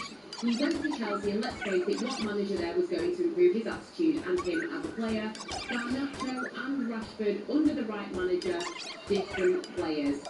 I do understand where you're coming from. I think for me, it was the attitude with Garnacho. I don't think that he really, towards the end, understood what it was to play for Manchester United, to have the respect for the club that I think he should have given. We're throwing the toys out of the pram, his brother getting involved. I said at the time, you know, football's like nothing, you don't go against the family. You don't go against the family, you don't have your brother running his mouth. I struggle to believe that he couldn't have controlled that situation. But anyway, I digress and get myself all down the fat Garnacho. Now let's get an update from the Caravan Club. Ian Abrahams is at Ashton Gate for talkSPORT. 2 minutes of normal time to go. Bristol City of the Championship still nil. The Walsall lead 2-1. That goal by Alan Pressey looks like producing the first big shot of the season in the League Cup. And certainly it's been a great defensive effort in this latter part of the second half. England wanted to learn how to defend against Argentina. They've got the Walsall coaches because his team have defended manfully against Bristol City in the last 10 minutes, especially goalkeeper Jed Ward, who has produced 3 outstanding saves to keep his goal intact. Not many hits like from the West Midlands, but they'll celebrate in a couple of minutes' time if they can hang on here. It's Bristol City 0, Walsall 1, couple of minutes of the 90 left. Thank you, Ian. This is the Transfer Insiders on talkSPORT. Angelina Kelly and Luke Moore with you until 10 PM. Up next, we will go through all the transfer headlines. talkSPORT Breakfast in partnership with Arnold Clark. We guarantee the best used car deals in the UK. We go through the gears every morning with top-of-the-range sports edition, ABS, story breaking news, and more goal sold to the gallon. Plus, a stellar lineup of super celebrity sports guests as standard. talkSPORT Breakfast every weekday morning from 6 on talkSPORT with Arnold Clark. We guarantee the best used car deals in the UK.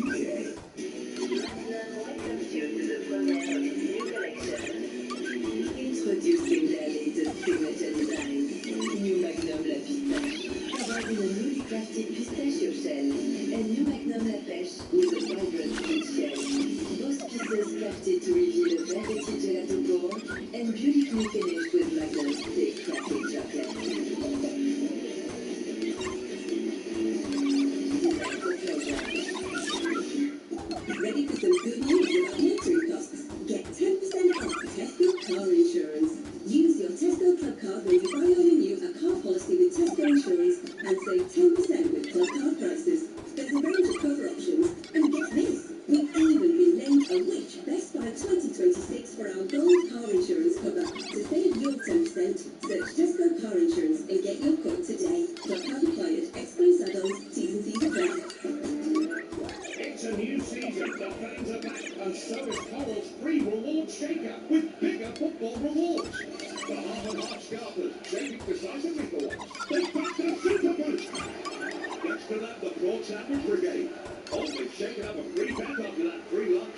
Play Coral's free reward shaker to win bigger guaranteed daily rewards and offers this season. Coral, we're here for it.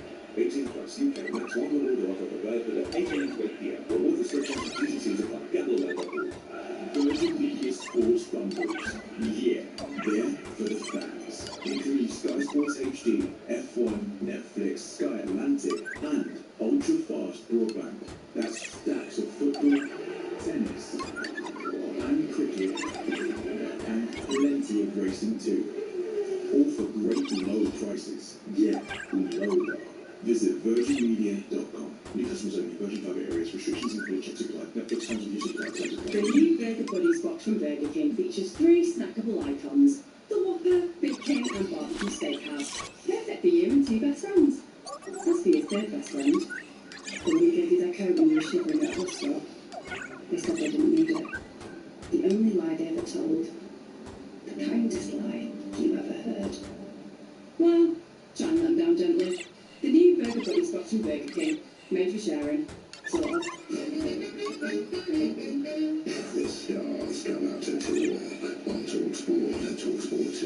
One and only Robbie Williams is here. It's my favourite show, and I'm auditioning for your role. When you get moved to breakfast, this is me, Robbie Williams, asking in-depth sports questions. Previously, in the football galaxy. Good morning. I think she's been the one consistent thing in my life this whole time. With a rated opinion. Hello, Super Frank Lampard has got that certain thing about him, isn't it? So I understand why they've done that. Massive games on talkSPORT and talkSPORT 2. In all the latest transfer rumours and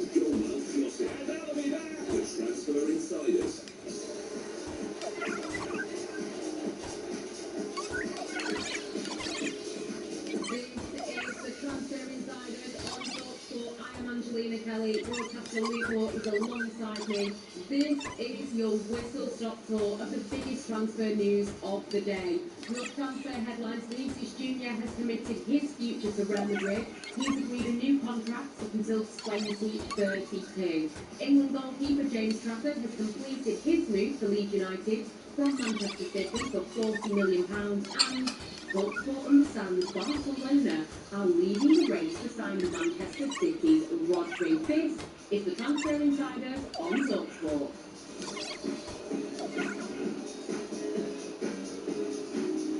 So Luke, let's start with Vinicius Jr. After rumours of a move to the Emirates, Real Madrid have announced that the player will sign a new contract at the club rather than joining the Premier League champions Arsenal. Let's hear first from talkSPORT senior football correspondent Ben Jacobs.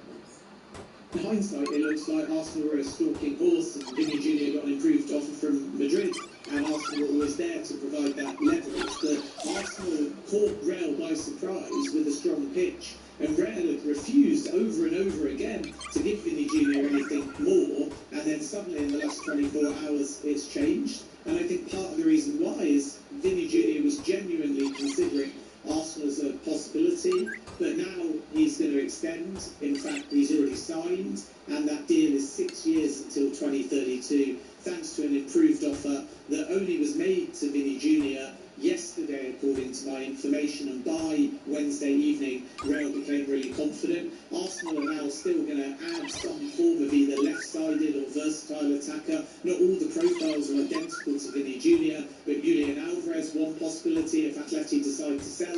We know they prefer to keep. Barcelona would love Julian Alvarez as well, but Atleti may prefer, if they realise the player wants to leave, to sell outside of La Liga, so he's a green target. I mean, it's a painful one for Arsenal, isn't it? I don't want to be rude here, but did they get played by Vinicius Jr.? It's a summer romance, and like all summer romances, they come to an end inevitably. Never know, Arsenal could maybe wait another 6 years till he's out of contract again and another go, yeah. Yeah, it is a very... on Facebook or something. Yeah, maybe. Interesting, try and get that fire lit again. You know what? It happens to the best of us.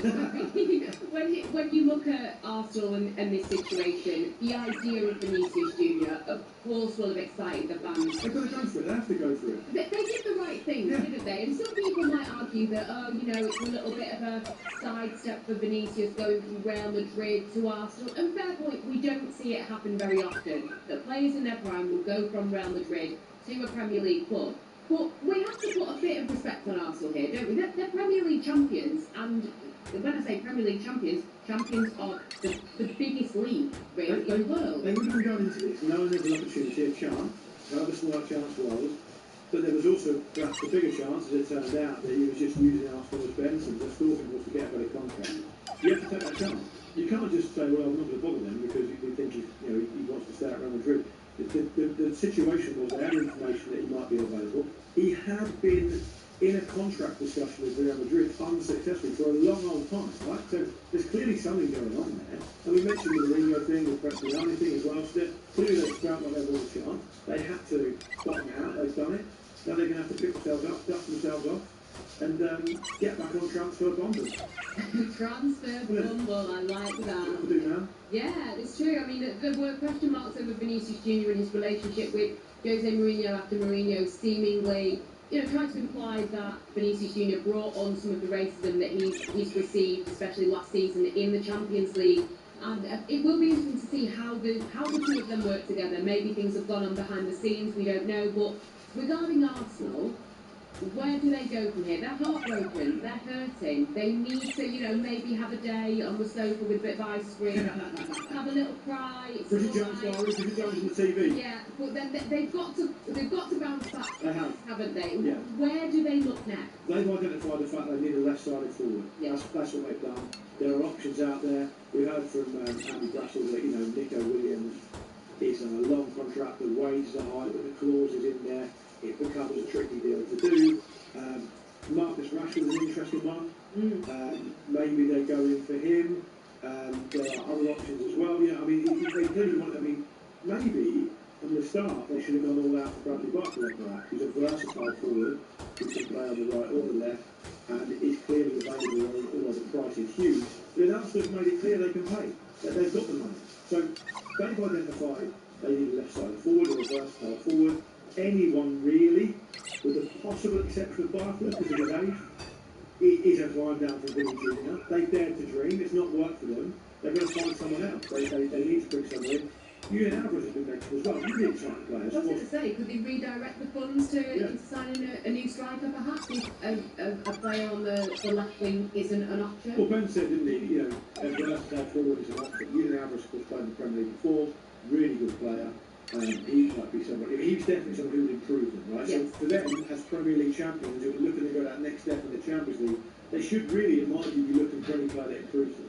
Those players we've listed there, I think, do that, with the possible exception of Rashford, because we don't really know where he is in terms of mindset. Yeah, very true. Speaking of Real Madrid, of course, they have announced the signing of Jan Diomande from RB Leipzig. Thoughts on that signing and the idea of, I guess, Vinny, Mbappe, Diomande? Yeah. Decent, wouldn't rate that, isn't it? Well, two other things that we haven't mentioned specifically about why Arsenal thought Vinny Jr. was available was because around the same time Real Madrid was signing Jan Diomande. Yes. Which looked like a slap in the face for Vinny Jr., who's in the middle of a contract at the time. And the second thing is there's always been question marks about whether Vinny Jr. and Mbappe can play together.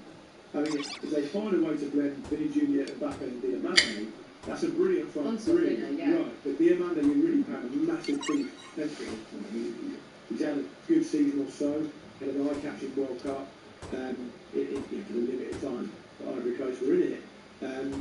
It's a big signing. Junior wants to be a massive superstar, but it's a lot of money to find out. Yeah, very, very true. It'd be interesting to see what happens with him. But sticking with Spanish football, less good news for Real Madrid, because talkSPORT understands that their arch rivals Barcelona are set to hijack their move from Manchester City's Rodri. Here's European football journalist Andy Brassel. It's gone beyond designs already, Angelina, because Real Madrid have made a bit of a mess of this, basically. Rodri has wanted to come to them for a long time. We're not just talking months. He's had a broad agreement with Real Madrid for a few months, it seems, but he wanted to come there for a long time. And then eventually, they tried to own Manchester City. And because of that, Barcelona have actually got more oversight on the transfer market, which is amazing, because it's not something they often manage, but it's sort of lined up for them pretty well, because not only do they help Real Madrid, but they've just got the news back, and it's been a bit of a fuss in Catalonia in recent days, that the knee injury to Frankie de Jong is worse than they thought. It looks like he could be out for up to 4 months. So he steps in, slots in perfectly. I think on a stylistic level, he suits Barcelona much better anyway. But quite how Jose Mourinho digests this, I'm really interested to see. Yeah, I'm sure Jose Mourinho will be calmly taking this news in. There'll be no outbursts or anything like that, will there? I mean, how big of a coup would this be for Barcelona? Well, he's an amazing player. I mean, you talk about the best player in his position in the world. I'm not sure if it was specifically in the clip there, but Andy was talking about how Frankie de Jong's injury was unclear, which is a massive part of it. I mean, the fact that Madrid could have let this slip, if indeed they do, is in poor form, given that, I mean, Rodri was led to believe that told Man City he wants to go to Real Madrid. Madrid, born and bred, Man City, for their part, should have been moving heaven and earth to keep Rodri for that last year and say, do your deal when you want to go, but you're in contract for another year, we'll need you for another year to smooth this transition, because you just lost a legendary coach and there's a new one coming in. But I mean, it seems to me that Rodri just wants to go back to Spain, right? Yeah. And if you choose between Real Madrid and Barcelona, obviously you're in demand, and it's right that he's in demand because he's probably about to win the second Ballon d'Or. But I mean, it's a sickener for Real Madrid fan. I think what's interesting is that Jose Mourinho is very lucky to be back at Real Madrid. I completely agree. Now they're, with the exception of Rodri, it seems here, they're hoovering up transfers. Yeah, they're not just signing Vinny to a big contract, they're hoovering up these other really exciting players. If Rodri comes as well, then Mourinho's back in business. I mean, they could easily win more than one trophy this season. Yeah. He then gets himself right back up at the top table in management. It's big for him as well. Really interesting story. So it'll be interesting to see where he ends up. Yeah, I completely agree. And when it comes to Mourinho, is this going to be the way to, like you say, getting back up to the top?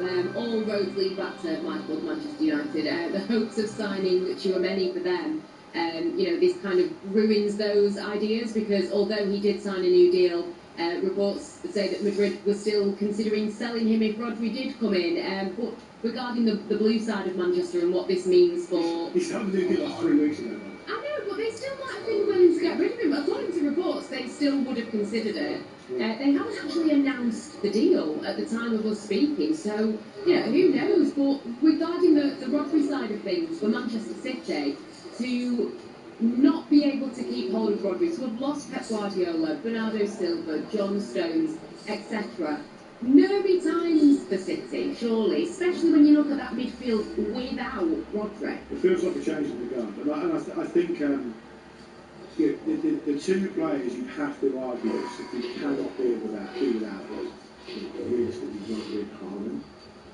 Rodri goes, it moves the dial massively. It's a big pressure on Elliot Anderson, who I love. We talked about him.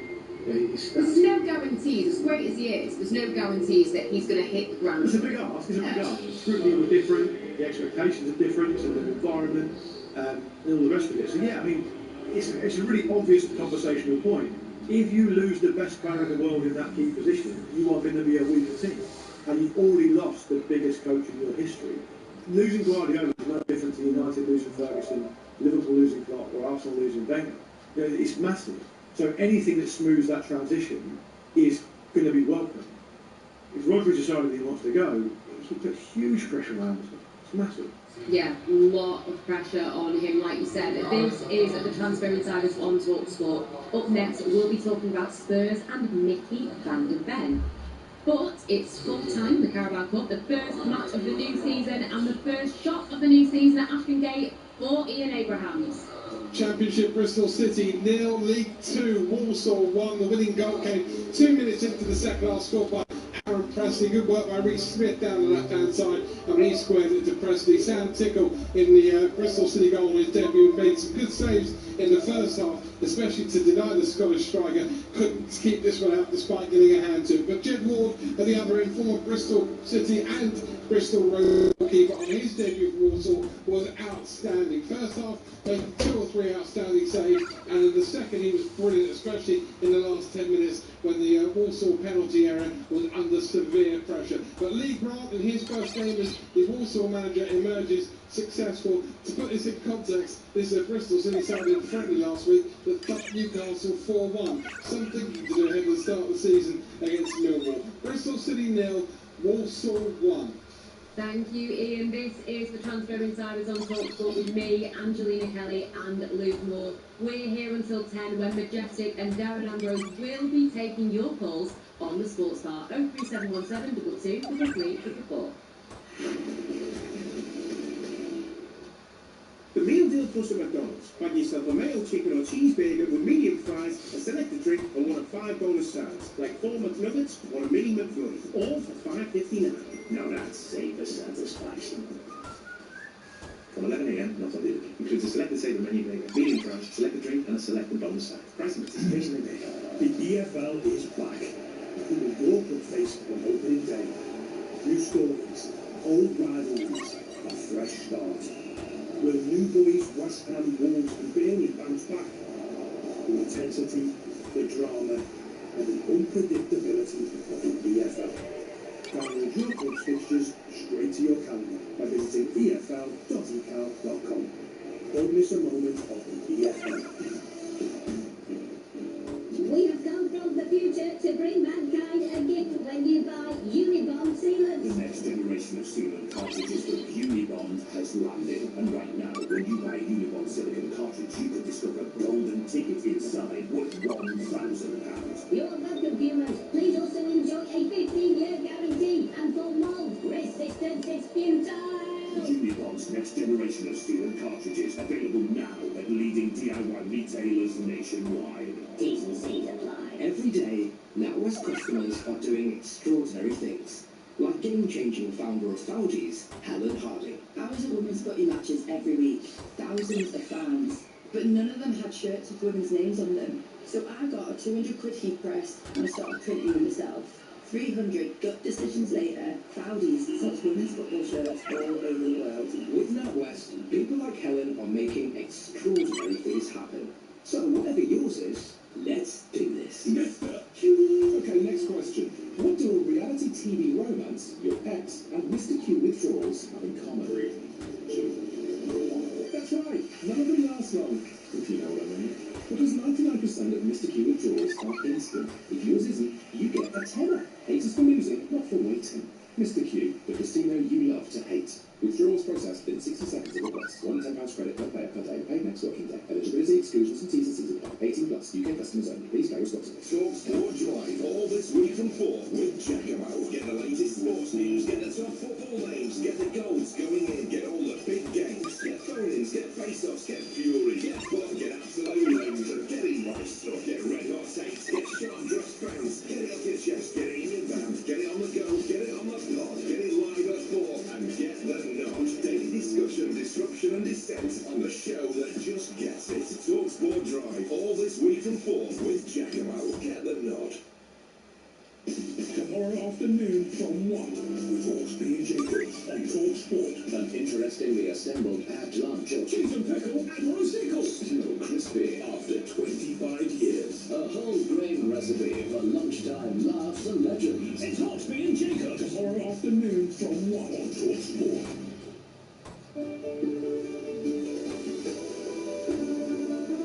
This is the Transfer Insiders on talkSPORT. I'm Angelina Kelly. Luke Moore of the Football Ramble is alongside me. Let's turn our attention to Spurs next, because talkSPORT understands that their centre-back Mickey van der Ven is close to signing a new contract at the club. Let's hear from the Press Association's George Sessions. Well, Roberto De Zerbi is the reason. You know, I think you asked the whole Spurs fans probably in February, March time before Roberto came in. I think most would have said Mickey will go in the summer, but he was completely transformed by De Zerbi. And I think there's probably a point where either one of him or Christian Romero was going to go this summer, and maybe at that point it felt like it was going to be Mickey, because he'd just been sent up against Crystal Palace. Spurs obviously a dire situation, and his form had fallen off a cliff. But he really stepped up in those final 7 games. Was captain for a lot of it when Christian Romero got injured, and I think it makes a lot of sense now for him to kind of be the face of the new era essentially, and for Romero to be moved on, and Mickey to sign this new deal. He's also got his Dutch partner as well, Jean-Paul van Hekken next to him now as well. And Spurs haven't announced a captain yet. I certainly think Mickey will be in the conversation for that, and this new contract, tying down to a long-term deal, maybe being the captain or suddenly vice captain, it will sort of pushes him in the right direction, I think. I mean, when you look at Spurs, they're looking stronger in defence than they did last season. I mean, you've got Marcus Senesi and JB Van Hekken there, and potentially Mickey van der Ven committing to a new contract. How good is he with Spurs? Well, Mickey van der Ven? Yeah. It's a massive look, what it represents is a huge turnaround fortune for Spurs, right? He is a very in-demand defender. We thought there was a chance of Christian Romero, who still might move, and Mickey van der Ven might both go. Right? I mean, they're the first to step back pairing for Spurs. Incredibly important how they into how Spurs actually play. And Spurs get rock bottom for what's becoming. Right? Couldn't get any worse for them.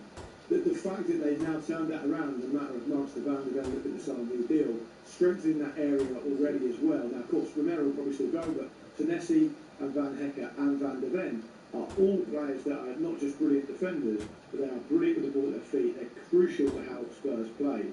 And it just looks to me now that Spurs are making all the moves they should be in this summer window. I mean, ultimately, they had to back De Zerbi to the hill. They had no choice. The leverage De Zerbi had coming into Spurs was absolutely ridiculous, because the only way they could have got him to take that gamble was to make everything line up for him, pay him a load of money, back him. They're now having to basically fulfil their end of the bargain and give him the players he wants in this window.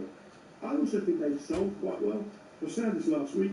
The players they've moved on, they've moved the young Busquets, the young Croatian player, for 50 million. He's hardly played. And they've got a deal with him as well, where he could come back.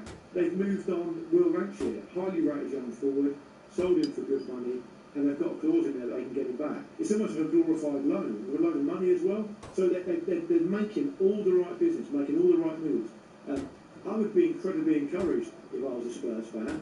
But I say that with a wry smile on my face because I think Spurs fans will feel they've probably been like, they've been here before as well, right? It's not always worked out as it should have. Yeah, exactly. And you touched on one defender who looks like he won't be at Tottenham next season.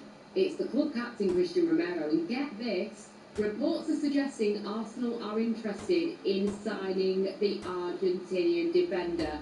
Thoughts on that, Luke? Could he do a Sol Campbell from back in 2001? I'm here for as much messenger art as possible. Right? Oh, I completely agree. Let's get this over the line. Yeah. I said earlier we should. I have no dog in this fight at all, but we should dare to dream, and the drama is what it's all about. We dream for to dare us to do. We dream for drama, though, don't we? Yeah, and I think the problem is with this, and these are very early reports that are emerging now from James Nicholas and one or two others. The problem is that it's a very different situation with Sol Campbell. Sol Campbell was out of contract. Romero's in contract till I think 2029. He's going to take probably big money to prize him away. They're resigned to the fact they're going to lose him. He didn't show himself in glory last season, of course. He will go somewhere.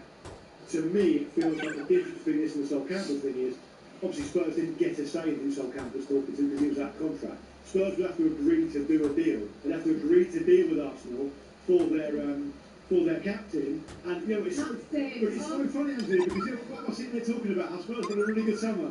They dare to dream themselves, and to dare us to do, and we're finishing this show talking about their captain going to their biggest rivals, and it's legitimately being reported. We're not just making it up. Exactly. This is going to be one hell of a ride with this one. I mean, Atletico Madrid and Inter Milan are more likely destinations, but hey, Arsenal do need someone to fill in for the injured William Saliba.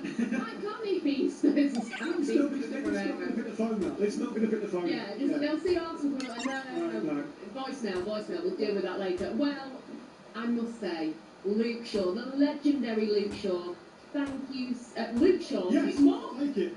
Several caps for Luke Shaw, Luke Moore. That's how much you respect me. Let's rewind. The legendary Luke Moore, thank you so much. Not Luke Shaw, Luke Moore. This has been the Transfer Insiders with Luke Moore. The show is back next week on radio, YouTube, Smart TV and the talkSPORT app. And you can catch the podcast on Apple, Spotify, Acast or wherever you get your podcasts. Coming up next here on talkSPORT, it is the Sports Bar with Majestic and Darren Ambrose. I'm sure they'll want to talk to you about Arsenal being interested in Christian Romero. Get your calls in on 03717 22 3344.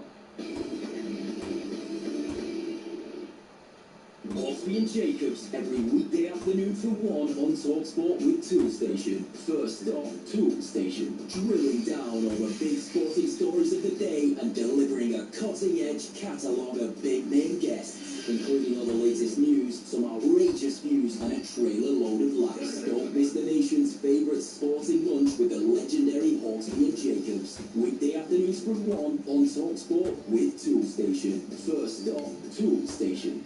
Every day is an adventure. It can define who we are, how we adapt, and sometimes we just have to get to where we're going. Quick, in you go! Drop your shirt in! Trust Ford can make sure you have the right Ford for your lifestyle. With 0% APR and £1,000 trade-in allowance across our new car range. Plus, discover the newest Ford Van Edition, the Ford Ranger 2-seat, and the trusted Ford Transit Custom. It's a new season, the fans are back, and so is Coral's free reward shaker with bigger football rewards. The half-and-half scarfers shaking decisively for once. They've backed a super boost. Next to that, the prawn sandwich brigade. Oh, they've shaken up a free bet after that free lunch. Play Coral's free reward shaker to win bigger guaranteed daily rewards and offers this season. Coral, we're here for it. 18 plus UK max one reward offer provided at 8 AM to 8 PM. Reward restrictions and T's and C's apply. Gambleaware.org. Alright, can I get 1 round sauce, 2 green barbecue, and I got no idea how much else sweet curry. Gorgeous. Okay, 1 ranch, 1 hot toddy, 1 sweet curry. Final order. Oh, and some chicken selects. Really? Wait for the sauce, aren't they? Served from 11 AM. Dip sold separately. New dips available until 24th of August. Choose 2 dips with 5 chicken selects. Subject to availability. On Sean Dyche, not too teamed up with Aqua to share a credit-building game plan. 1. Avoid giving away a penalty. Missing a payment can cost you, so stay on the ball, pay on time, and keep your finances in play. 2. Find a coach. When building credit, you're not playing alone. With Aqua, you can get the support you need to reach your goals. Search Aquacard and get that better credit feeling. Representative 39.9% APR variable credit issued by New Day Limited, 18 or over, UK only, subject to status, terms apply. Wasn't much of a holiday, was it? You took the laptop, you packed the charger, you even shoved the mental load of next week's payroll right into your hand luggage. You spent the whole trip bracing for an urgent email. But a break isn't a break if you drag the office through the departures lounge. A real getaway means leaving work exactly where it belongs. Employment Hero handles your rotas, timesheets and overtime automatically. So work doesn't follow you. Off you hop. On 1089 and 1053 medium wave. Online, on your mobile, on the app, and on your smart speaker. talkSPORT. talkSPORT. News. Rail passengers have been left stranded or looking for other ways home after major disruption to trains across northwest England. Network Rail's blamed a power outage that caused a signal failure in Manchester this afternoon. Local and intercity services, including to and from London, have been delayed or cancelled. These passengers at Manchester's Piccadilly station had to rethink their journeys. Everyone was lovely, to be fair, and it was nobody's fault. So I imagine getting out of Manchester's probably not that quick. Rail's not the best of times. This definitely doesn't help. But I mean, it does sound like a unique situation, so I won't hold it against them too much. The European boycott of the next World Cup is still on after the continent's governing body said an apology over plans to sell stakes in the tournament changes nothing. England's Football Association has written to Gianni Infantino to withdraw support for his re-election as president. A farmer who shot dead his lodger and stored his body in a cement-filled barrel has been told to likely die in prison. Christopher Wright, who's 73, hid Richard Dyson for 6 years after murdering him in Barnsley in 2019. NHS bosses are being urged to prepare for regular summer heat waves in the same way they plan for winter conditions. The Health Secretary says there's been a spike in admissions, something usually seen during flu season. Dr. Hilary Williams is from the Royal College of Physicians. Last year, 57% said that they didn't feel the NHS was prepared. During this last month, we've done everything they can to adjust patients' medication, do more telephone appointments, look at cooling systems where possible, but we started, I think, pretty unprepared. Reform UK's announced plans it says will help reclaim the UK's high streets if it wins power. It will restrict vape shop licences that's no more than 1,000. And James Trafford has become the most expensive British goalkeeper after leaving boyhood club Manchester City to join Leeds. The deal could be worth up to £45 million. That's the latest. I'm Cam Hall. On 1089 and 1053 medium wave, on your mobile, and on your smart TV. Late night sports with full throttle bottle. The only place on the dial for triple distilled hand-poured football talk. Try the sports bar on talkSPORT. Right fans, here we go with the main event of the evening.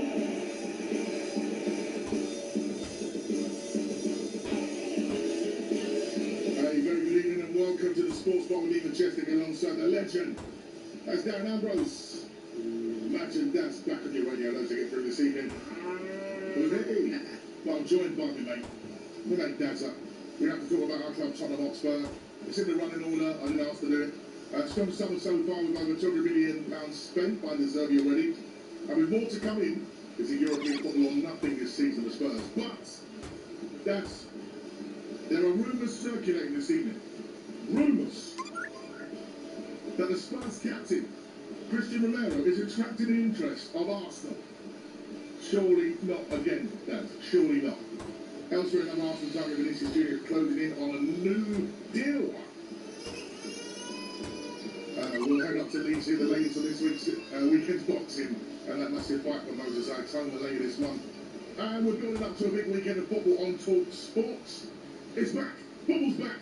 Get involved with company show about you. 0371722 and a reminder, you can now watch us live on YouTube and your smart TV. It's the Sports Bar on talkSPORT.